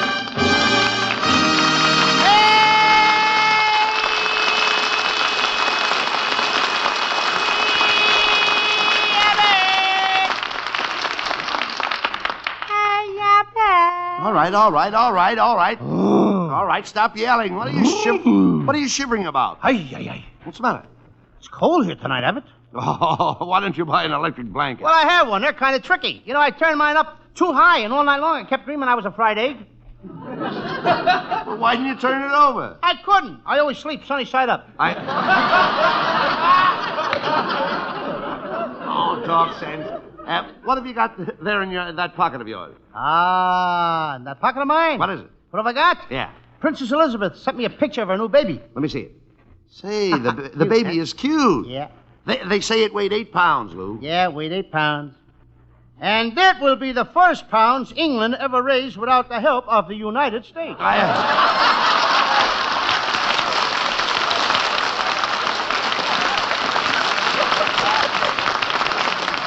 Costello, why don't you get smart? You're just an ignorant, uneducated...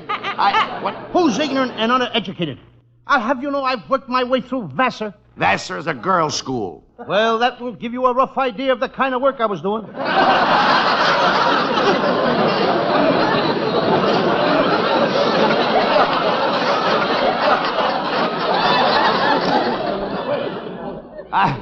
I still say you're a dope.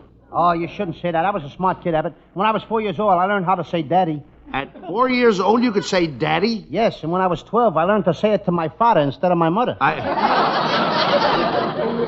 Costello, you need somebody to watch over you. Why don't you get married? Not me. When you get married, there's always that honeydew. You mean honeymoon? No, honeydew. After the marriage, it's honeydew the dishes, honeydew the laundry, honeydew the house. Get him out of here! Get him out!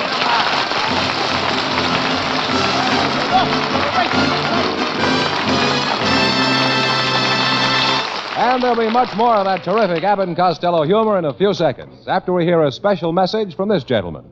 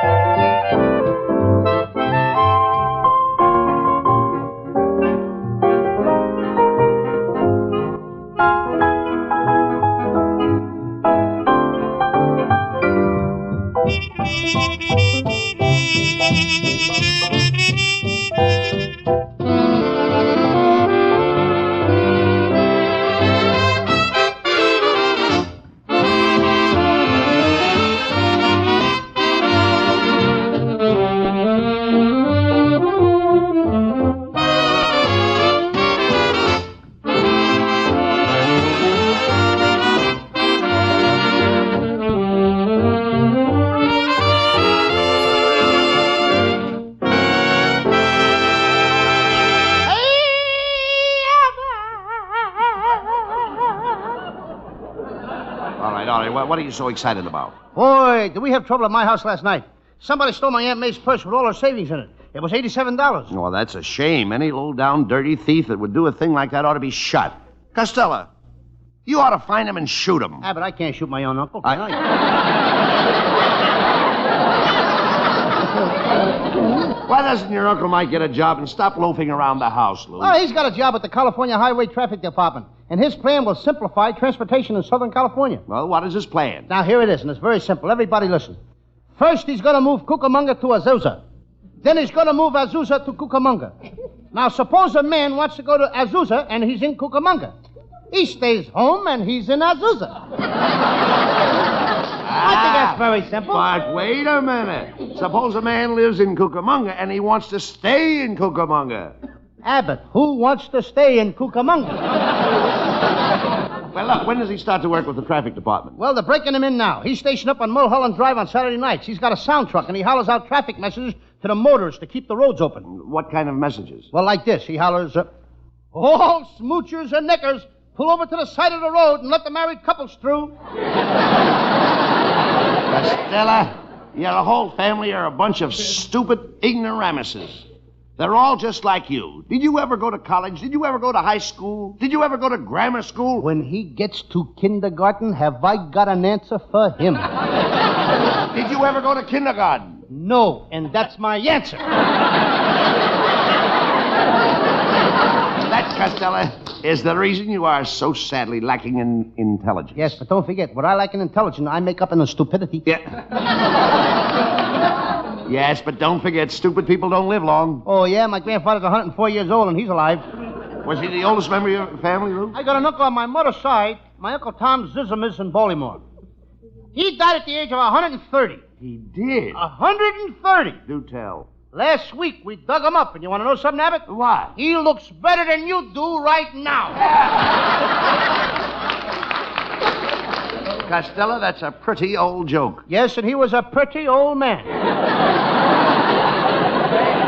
Costello, I didn't know you came from a family of long livers. Are you kidding? My brother-in-law, Joe Kirk, has a liver 30 feet long. You know, it's been a long time since I heard that joke. Yes, and that's a long liver. I forgot about your family. You'd better start worrying about yourself, Lou. You don't look so good. That's because I haven't been sleeping much lately. What do you mean? Every night I have the same nightmare. I dream there's a guy chasing me with a long, sharp knife. He's chasing me all the way up Sunset Boulevard to Santa Monica, over the mountains, right up to my house in North Hollywood. And that's been going on for the past 2 weeks. Oh, that's terrible. It is. You must be completely worn out. Well, I would be, but for one thing. What's that? Last night I found a shortcut.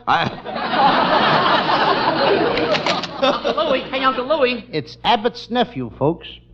What do you want, Norman? Uncle Louie, I heard you say you couldn't sleep, and I hope you get some sleep real soon, because when you don't sleep, you get irritable. And when you're irritable, you get mad at me. And when you get mad at me, you'll cut my salary. And when you cut my salary, I won't be able to pay my rent. And if I can't pay my rent, they'll evict me. And if I haven't got any home, then I'll be a bum. And you can't expect my wife to live with a bum just because you can't sleep.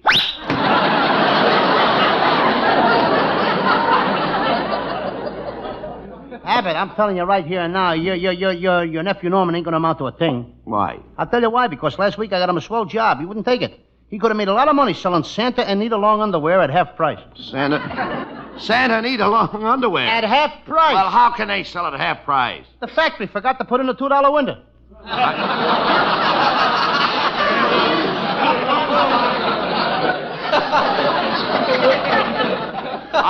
I understand that you and Norman were over to my house last week while I was away. Yes. We built a new radio cabinet for your wife. And I took a bunch of wires and put them in a box and I sealed it up tight. And when I tuned it on, I couldn't get any music, only loud talking. And for the past week, all I get is talk.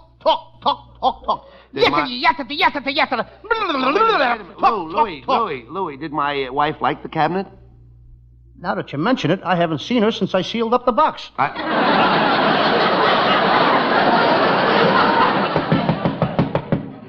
Mr. Costello, I'm studying radio at nights at UCLA, and there's one thing that I don't understand about radio. Well, friend, maybe we can help you. Abbott and I have been making our living on radio for the last 10 years. Yeah, that's the one thing I can't understand. Look, Abbott, now enough is enough. Now, I don't mind you putting your relatives on a payroll, but why do they have to come in and bother me? Rock-a-bye, baby, in the treetop. Here, Bud, have a cigar. Here, Louie, have a cigar. Rock-a-bye, baby. Have a cigar, Malnick. Here, give all the boys in the band one, too. Rock-a-bye, baby. Hey, wait a minute. Hey, get a load of my nephew. Hey, Joe, why are you passing out cigars? I just got a call from the wife, Bud. There's a patter of little feet around my house. Everybody, have a cigar. Rock-a-bye, baby, in the treetop. I got it. Hello? Just a minute. It's for you, Joe. Thanks, Louie. You're welcome. Hello? Is that so? Yeah. Are you sure? Mm-hmm. Goodbye. All right, give back the cigars. Everybody, give back the cigars. But Joe, what about that patter of little feet around the house? My wife just found out it's mice. That's another one of Abbott's relatives. Abbott, why don't you keep those Republican relations of yours out of here? Wait a minute. What makes you think my relations are Republican? There can't be that many Democrats out of work.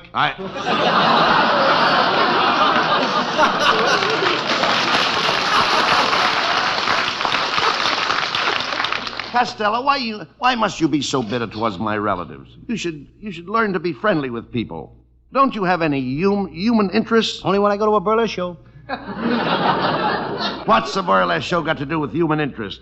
Well, I'm human, and that's my interest. I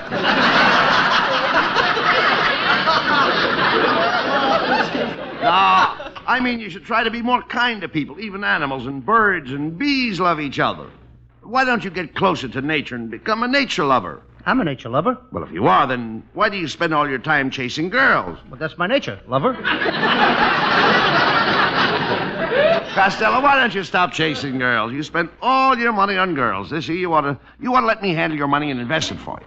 Why, you might wind up with a corner on steel, selling cars, or a corner on wheat, selling flour. Yeah. A corner on Hollywood and Vine, selling apples. Well, that only proves that you have no sense of values. Now, which would you prefer? A 6-foot blonde or a piece of valuable land? I'll take the blonde. But the land I'm thinking of is on Wilshire Boulevard and has a beautiful front. The blonde I'm thinking of is on Wilshire Boulevard and has... You keep the land. Well,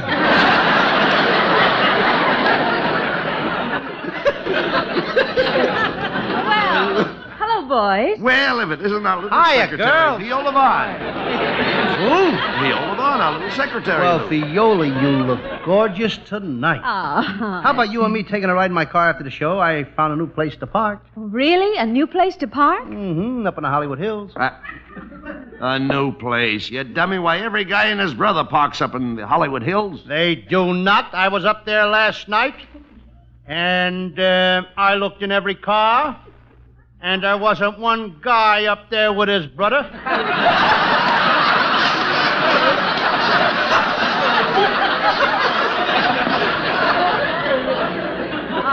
Now, look here, Costello. I'll only go out with you on one condition. You'll have to treat me in the manner to which I'm accustomed. Before we park in the Hollywood Hills, you'll have to take me to a nightclub, buy me a bottle of champagne, a big juicy steak with mushrooms, and some crepe Suzettes for dessert. Viola, when you go home at night, does your mother give you a bottle of champagne and a big steak smothered with mushrooms and crepe Suzettes for dessert? No, but my mother isn't trying to park with me in the Hollywood Hills. That's Stella, you and Viola. All right, Viola, if that's the way you feel about it, you don't have to go out with me. I live just a stone's throw from the YWCA. Oh, how do you know it's only a stone's throw? Because every time I yell, "Hey, girls, they throw stones at me." Now, Costello, I think you better forget about going out with me. You don't really love me. I do, too. Well, then why don't you do something to prove it, Lou? Okay, I will. Viola, for you, I'll jump off the roof of this building. You will? I've got a better idea. To prove my love for you, I'll dive through a plate glass window. Wait a minute. I got a better idea. I know what I'll do. I'll go out in the alley in back of this building and let a bus run over me. Costello, buses don't run in the alley. Why don't you go out on Sunset Boulevard? Are you kidding? A guy can get killed out there. Costello, you're going to get no place with Viola. She's a warm-blooded, affectionate girl.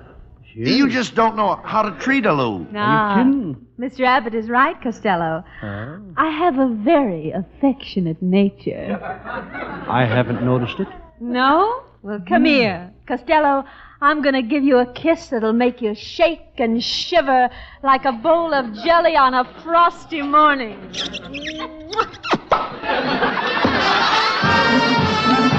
Hurry, hurry, hurry! Don't stand there, Rabbit. Start selling tickets. Hurry, hurry, hurry!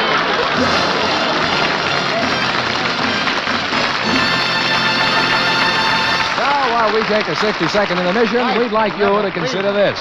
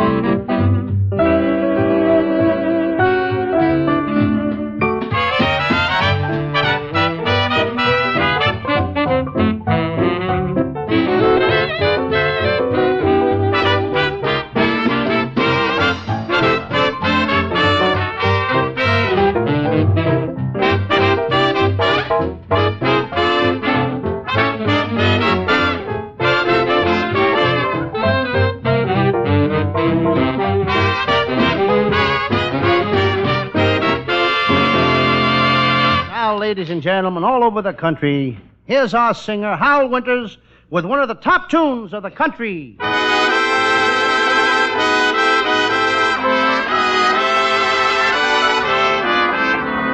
Until there are no stars to shine, there's no such thing as time I love but you. Until there are no songs to sing, there's no such thing as spring I love but you. You were sent from heaven just for me, and you are oh so heavenly. Until there is no moon above, there's no such thing as love I love but you.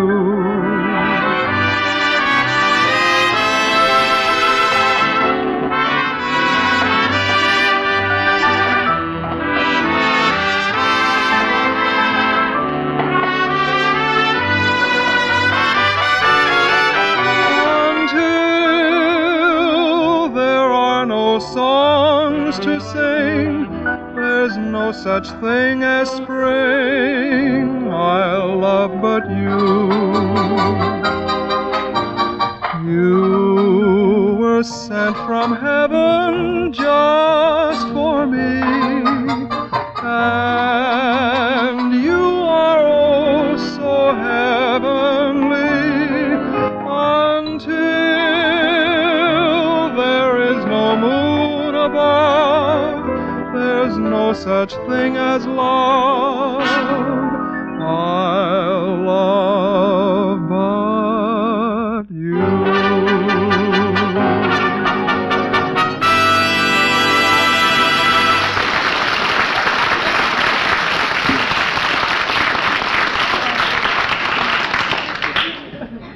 Hey, Abbott, look at the fan letters I got this week. All of them are about my Sam Shovel Detective mysteries. Listen to this one. Dear Lou Costello, I love your Sam Shovel Detective shows. Your humor is so light and breezy. It rolls me over like water off a duck's back. I'm coming to see you tonight. Mr. Costello, someone's here to see you. Who is it? A duck with water rolling off his back. Never mind him, Costello. What's your Sam Shovel Detective story about tonight? Well, Abbott, it's a love triangle. A love triangle. I call it the case of the secretary who was shot while sitting on her boss's knee, or she was on her last lap. Well,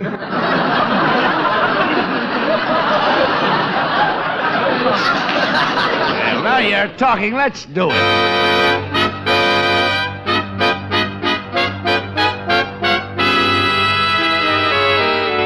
I'm Sam Shovel, private detective. Last night I captured a desperate criminal, Muggsy Murray. He tried to get away, so I shot him in the leg. I visited him in the hospital this morning. The doctor had removed the bullet, but Muggsy had a black eye. Seems that during the night he'd taken a turn for the nurse. Or worse.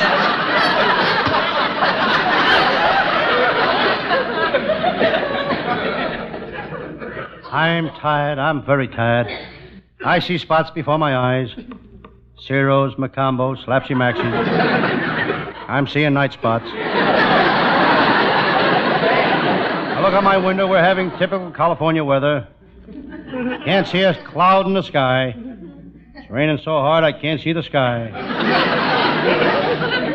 I see a letter on my desk. I think I'll mail it. I open my stamp box. I still have some Christmas seals left. I hear a knock on the door.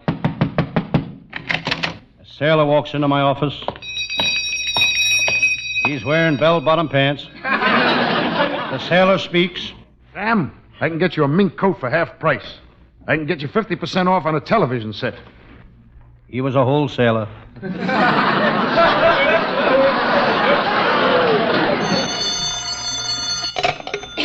Hello, Sam Shovel, private detective speaking. Hello, Sam. Is Lieutenant Abbott there? No. Well, when he comes in, the next time you see him, tell him I'm going to knock his teeth out. I'll break every bone in his body. I'll cut him up in little pieces and I'll dump him in a wet barrel of cement and drop him in the river. Get that? Who shall I say called? A friend.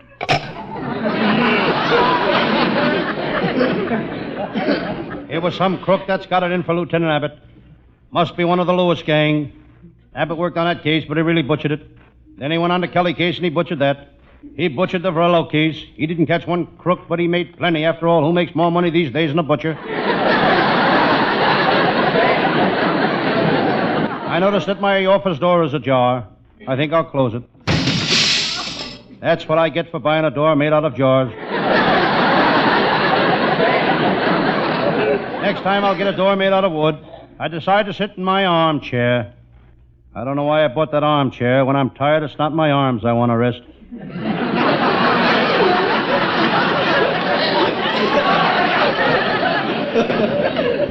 Hello, Sam Shovel. It was my pal, Lieutenant Abbott of the Homicide Squad. Sam, I'm tired. Last night I nailed light-fingered Louis. I'm going to send him to jail for 20 years for side-swiping a car. How can you send a man to jail for 20 years for side-swiping a car? He swiped both sides. Both sides of a new Hudson. Where were you today, Sam? I looked for you. I went to the movie this afternoon. But you went to a movie last night. Why did you go again this afternoon? I had to. I had some popcorn left over from last night. Really, though, I didn't enjoy the picture.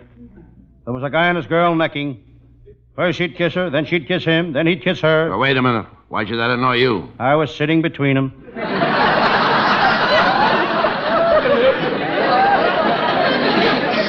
Sam, I've got a case in Texas that you could help me on. Do you know anything about the West? Lieutenant, when I was 12 years old, I could pack a gun. Were you a cowboy? No, I was a shipping clerk in a gun factory. Sam, this is a dangerous case. We're going out after a band of rustlers. Did you ever rustle? Only when I wear taffeta shorts. Can you ride a horse? I ride like my pants were nailed to the saddle. How do you do that? I nail my pants to the saddle. Sam, have you ever worked on a case involving a Texas bad man? Yes, I captured the toughest guy in Texas. Tough Tex, the train robber. He robbed trains the hard way. The hard way.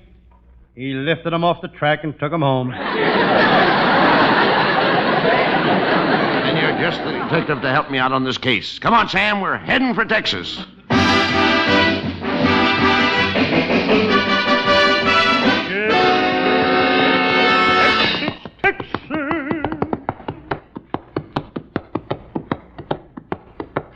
I'm getting the horses tired.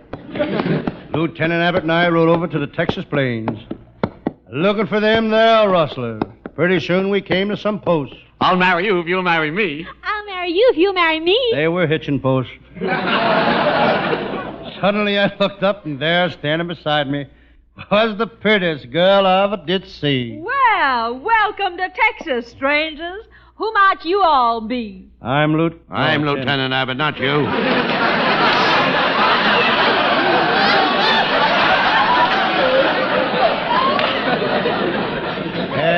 I'm Lieutenant Abbott of the girl.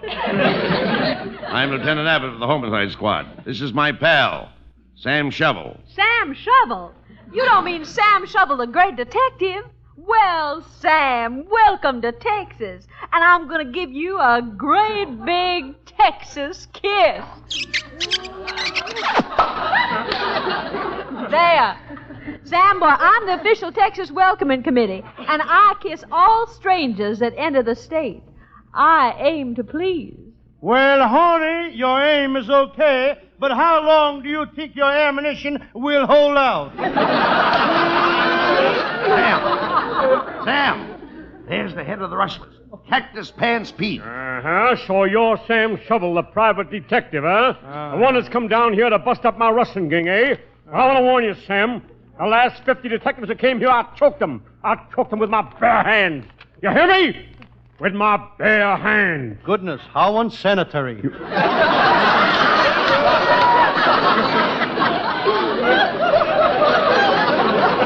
Sam, he's a dangerous man. You're right, Lieutenant. I'm the quickest draw in the West. They don't call me Cactus Pants for nothing. I got the best shooting eye in Texas. They don't call me Cactus Pants for nothing. Well, partner, let's talk this thing over. Sit down. I can't sit down. They don't call me Cactus Pants for nothing. Well, Cactus Pants, I'm a-taking you to jail. Oh, yeah? Take that. Don't be afraid of him, Sam. Show him the stuff you're made of. One more punch like that and the stuff I'm made of will be all over the ground. Sam Shovel, I'm challenging you to a duel. Choose your weapons, man. Knives, shotguns, or pistols. That's old-fashioned, Cactus Pants. We'll fight like Roy Rogers and Gene Autry do in the movies. Good. Gentlemen, here's your weapons. Stand back to back. Now walk 5 paces. Turn and let each other have it. May the best man win. Ready? Ready. Ready. 1, 2, 3, 4, 5. Yo, call everybody, darling. Yo, call everybody, darling. And everybody call darling. All right, Sam, you win. Get him out of here.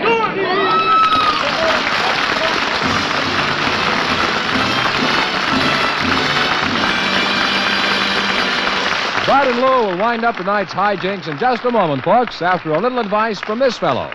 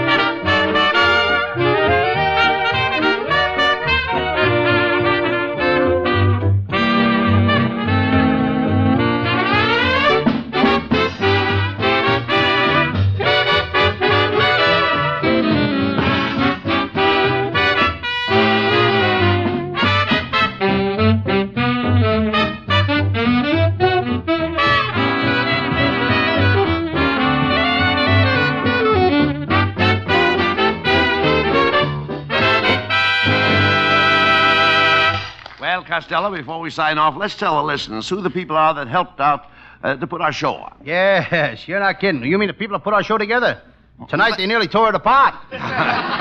Oh, that's all the more reason why we should tell the listeners who they are. Okay, our writing staff is headed by Eddie Foreman with Paul Collin, Pat Costello, Martin Ragaway, and Leonard Stern. And our producer is Charles Van. And don't let's forget our band leader is Matty Malik, and our singer is Hal Winters, and we'll all be looking for you next Thursday at the same time. Good night, folks. Good night to everybody in Patterson. Good night, and we love you all. Good night to everybody. Good night, Mother. Listen each Thursday night at this time for another great Abbott and Costello show, produced and transcribed in Hollywood. Be sure to stay tuned for the outstanding entertainment which follows throughout the evening on this ABC station.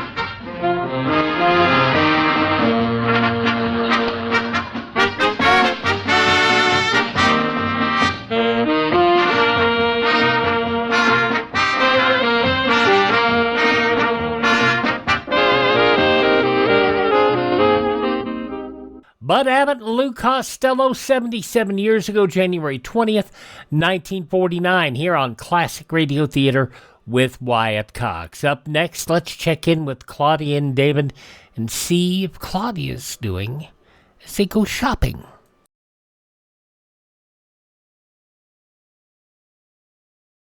Every family should have a home shelter area. Every family should stock that shelter area with a 2-week supply of food and water. Prepare now to survive disaster. Time now to check in with Claudia and David, as this episode of Claudia is actually going to be more Claudia and Julia, as this episode goes back 78 years ago, January 20th, 1948. They go chapeau shopping. Your Coca-Cola bottler presents Claudia.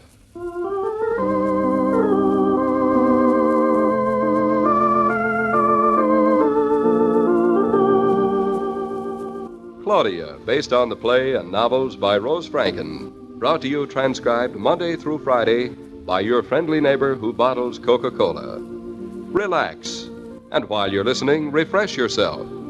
Have a Coke.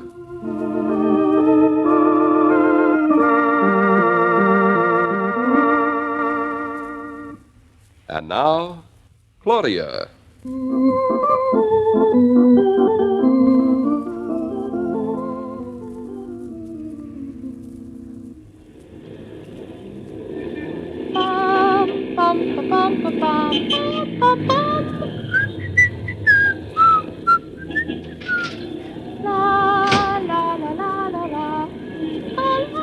Hello, Julia. Yoo-hoo. Claudia, darling, did I keep you waiting? Not at all. I just got here. Good. Let's go right in and see about my hats. Good. It'll just take me a moment, my sweet, and then we'll go to the hotel for a cup of tea. That'll be fine.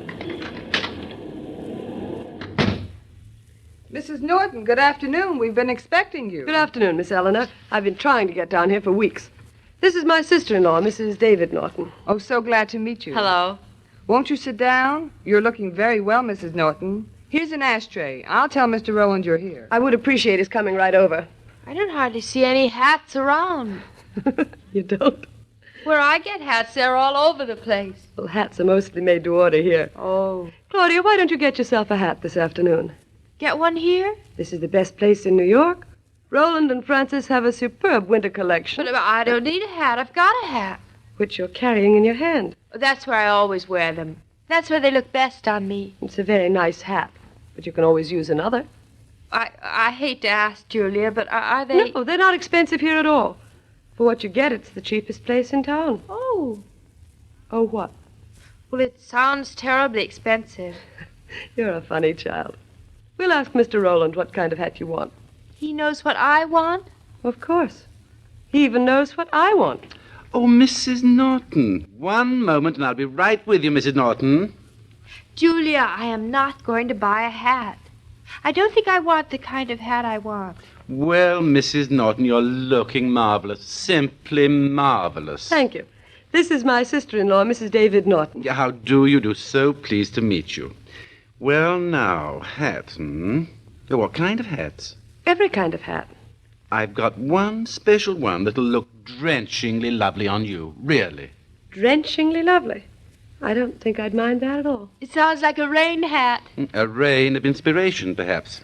Now, Mrs. Norton, the model for this hat is in fuchsia and mauve. But I shall have it made for you in chartreuse and olive. Much better for you. As you say. Of course, the young Mrs. Norton here could wear the fuchsia and mauve, but... I'm not buying a hat, thank you. Well, you're making a fearful mistake. Well, I shall fetch it for you. You're really going to love it. How much do you think it's going to cost, Julia? Oh, between 85 and 110. What? Yes, that's right. For heaven's sakes. That's a third of the price for having a baby. Well, you can't compare prices that way, my sweet. Why not? It's the same money, isn't it? Well, here we are. I call this one Surprise. It's very gay. And why not, Mrs. Norton? You should be very gay. New York in the winter just cries for this hat. Here, let me put it on for you. Oh, you're sure it's not too big a hat for me? Too big. If anything, too small. How do you like it, Claudia? It doesn't look like a hat at all. And what more could you ask of a hat than that? Well, Mrs. Norton, just look at yourself. Well, yes, I see what you mean. Really, it is. If I must say so myself, it is stunning. Yes, but how many things have I got that I can wear it with? This hat, with everything, with nothing. It would dress up a hat rack. Oh, yes, that is your hat. I like it. It's very mad. What else have you got? You may keep it on, Mrs. Norton. Yeah, I'll be right back. I want to glean the shelves and ransack every nook of inspiration for you, but it'll just take me a moment. It's all right. Don't hurry. Well, Claudia, you haven't said very much. Don't you hate having someone put a hat on for you? Usually, but I wouldn't know how some of these hats went on otherwise. Darling, why are you here? Are you sure you don't want to get a hat? I'm sure. David would love it. I don't think so. David wants me to wear a sunbonnet. A what? A sunbonnet. Isn't that what milkmaids wear? You don't look the least bit like a milkmaid, and don't let that husband of yours tell you that you do. It's the farm, Julia, at Eastbrook. David wants to buy it. Oh, might be rather nice to have for weekends. Eastbrook's a very chic community. There's Nancy Riddle, of course, and the Frosts and the Frailing Hyacinths. But, Julia, this isn't for weekends, it's for good. Bury yourself in the country at your age? Oh, Claudia, you mustn't let him do this. In the first place, it's probably not a good investment buying at the top of the market like this. Oh. Why don't you have David speak to Hartley about it? I'll discuss it with Hartley tonight, and tomorrow have David call, and they'll lunch together, and... well, that may settle everything. Oh, Julia, that would be wonderful. You don't know how much I appreciate this. Nonsense. It's nothing at all. Men get this way, my dear. All they need is a little sense. David's sensible, except for this. I suppose he wants it very much. You know, maybe that's why I've sort of not tried to talk him out of it, I guess. Only I didn't know it till now. It's because you love David so much, you mean? Well, darling, that love is fine. But you can have it in the city, too. Hartley will settle everything tomorrow. Well, here we are. If you saw these hats one at a time, you wouldn't think there could ever be another hat as beautiful. But we needn't fool each other, Mrs. Norton. So I brought you the 3 most beautiful of all. Heavens, I won't be able to decide. But don't decide. Take them all. 4 hats. 4 hats is nothing. It's almost 2, baby, so how could it be nothing? Yeah. Oh, I don't quite understand. I do. Mrs. Norton, wouldn't your sister-in-law like to try on a little hat? Mrs. Norton, your sister-in-law, would not. This hat is the only hat in the entire salon that I would recommend to you. The only one. It's just right for your features. It'll emphasize the ephemeral quality of your beauty. Really? Well, Go on, Claudia, try it on. You need a hat. And when David sees you in that, he won't try and stick you away in the country. Maybe that is a good idea. And this hat is only $66. A special price for Mrs. Norton's sister-in-law. $66? It's so little. Well, frankly, we're trying to lure you into buying all your hats here. And, of course, you understand that for $66, I mean, this isn't really an original. But it is one of our best models. Well, I meant so little the hat, not so little the money. You should wear little hats to match the tilt of your nose. Go on, my lamb. Try it on. Well, I'll try it on. No harm in that. Just permit me... But if you don't mind, I'd rather do it myself. Of course, some ladies must do it themselves. But you're going to love this, Mrs. Norton. I should think all that tulle and that large bow would be very becoming to you, Claudia. How do you like it? Stunning. Oh, really stunning. Yeah, but that's not... that's backwards. Back to front. You mean It's on wrong? But it's so very becoming like that. It's backward, but it's beautiful. Perfect, just like that. From now on, it must be worn backwards. All hats with bows in front must be worn with bows in the back. Why, it's an inspiration. A whole new flood of inspiration. Are you sure it looks all right, Julia? I didn't think I looked like me at all. It is drenchingly beautiful. Still, I guess I better not get it. It's too expensive. Too expensive? You shall receive it as a gift.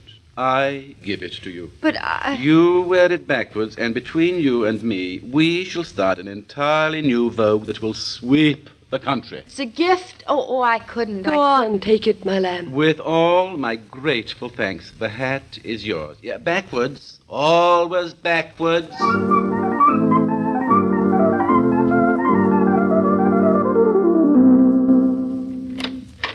David, you home? Been home for an hour. Where have you been? The tea with Julia. Lemon or cream? Sugar. Hello, David. Hello, sugar.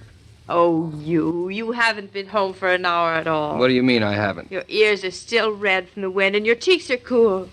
It's nice. What's in that box? What box? The box you're not carrying in your left hand. Oh, that box. It's a hat box. But your hat is in your right hand. That is my old hat. Aha, now we're getting someplace. You bought a new hat. Well, I didn't exactly buy it. Not exactly, eh? You see, I met Julia at Roland and Francis. Who are they? Hatters. Mad hatters, I really think.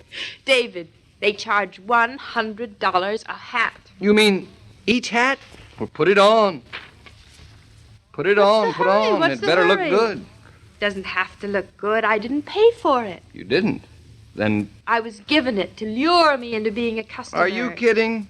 It is a joke, isn't it? You took that hat under a false pretense. But that's not the only reason. It was given me because I started a flood of inspiration when I put it on. Oh, sounds wet. And because I'm drenchingly beautiful Sounds in very wet. it. Well, I like it. Whether or not you'll think so. Oh, drink to me only with thine hat, darling. Put it on. You're really curious, aren't you? If it looks nice, we'll go down and pay the man for it. We'll do nothing of the sort. It was a present. He'd be insulted. David, one thing first. What now? Am I never going to see this gift horse of a hat? I told Julia about the house in Eastbrook. What'd she say? She thinks she knows the place. If it's an old salt box, it must be a beautiful house, she says. Julia has excellent taste. She liked his hat, too. Just remember that.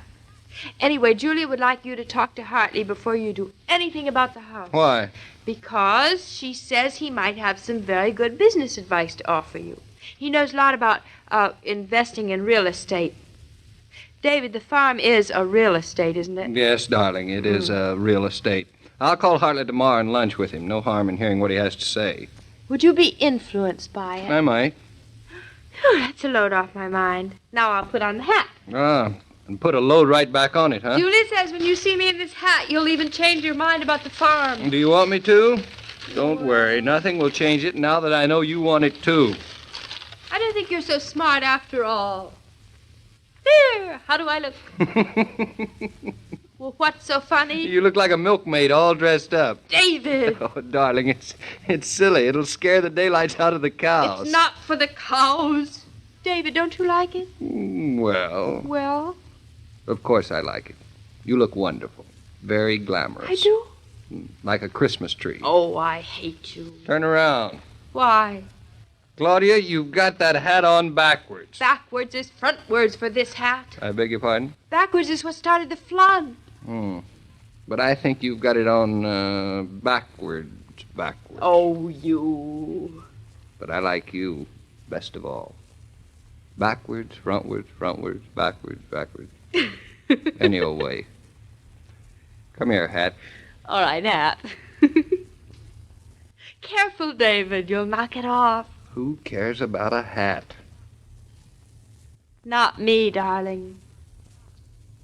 Not me.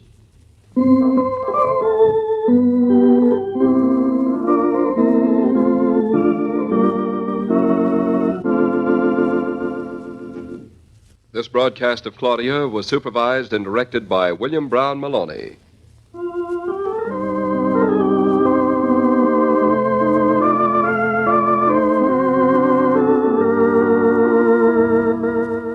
The friendliest house on the block is usually the house with plenty of Coke in the refrigerator. That's the house that kids like to stop at, the house the neighbors like to visit. Yours can be such an inviting, hospitable spot if you keep the refrigerator well stocked with Coca-Cola. You can still get this matchless way to hospitality for only 5 cents. Mighty little to pay, you'll agree, for the pause that refreshes.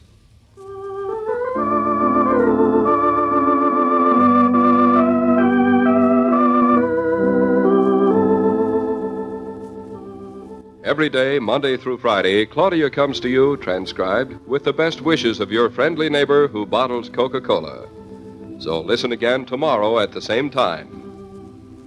And now this is Joe King saying au revoir, and remember, whoever you are, whatever you do, wherever you may be, when you think of refreshment, think of Coca-Cola.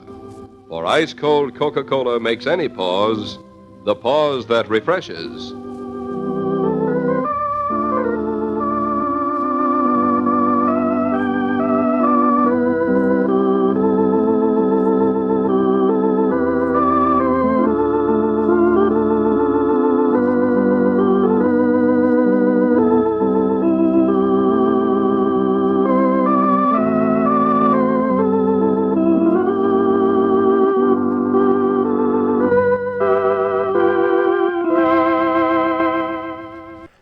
Years ago, January 20th, 1948, Claudia on Classic Radio Theater with Wyatt Cox. Thanks for spending part of your Tuesday with us. Join us for some Wednesday fun with the Jimmy Durante Show and Al Jolson as the guest host, Phil Harris and Alice Faye, as little Phyllis wants a toy pony for her birthday. Remley and Phil decide to go whole hog. Well, or whole horse, if you will. The Old Gold Comedy Theater with host Harold Lloyd and the show-off, The Mayor of the Town starring Lionel Barrymore, and an episode of Claudia as David has lunch with Hartley. Thanks for being with us, and we'll see you tomorrow for more classic radio theater. I'm Wyatt Cox.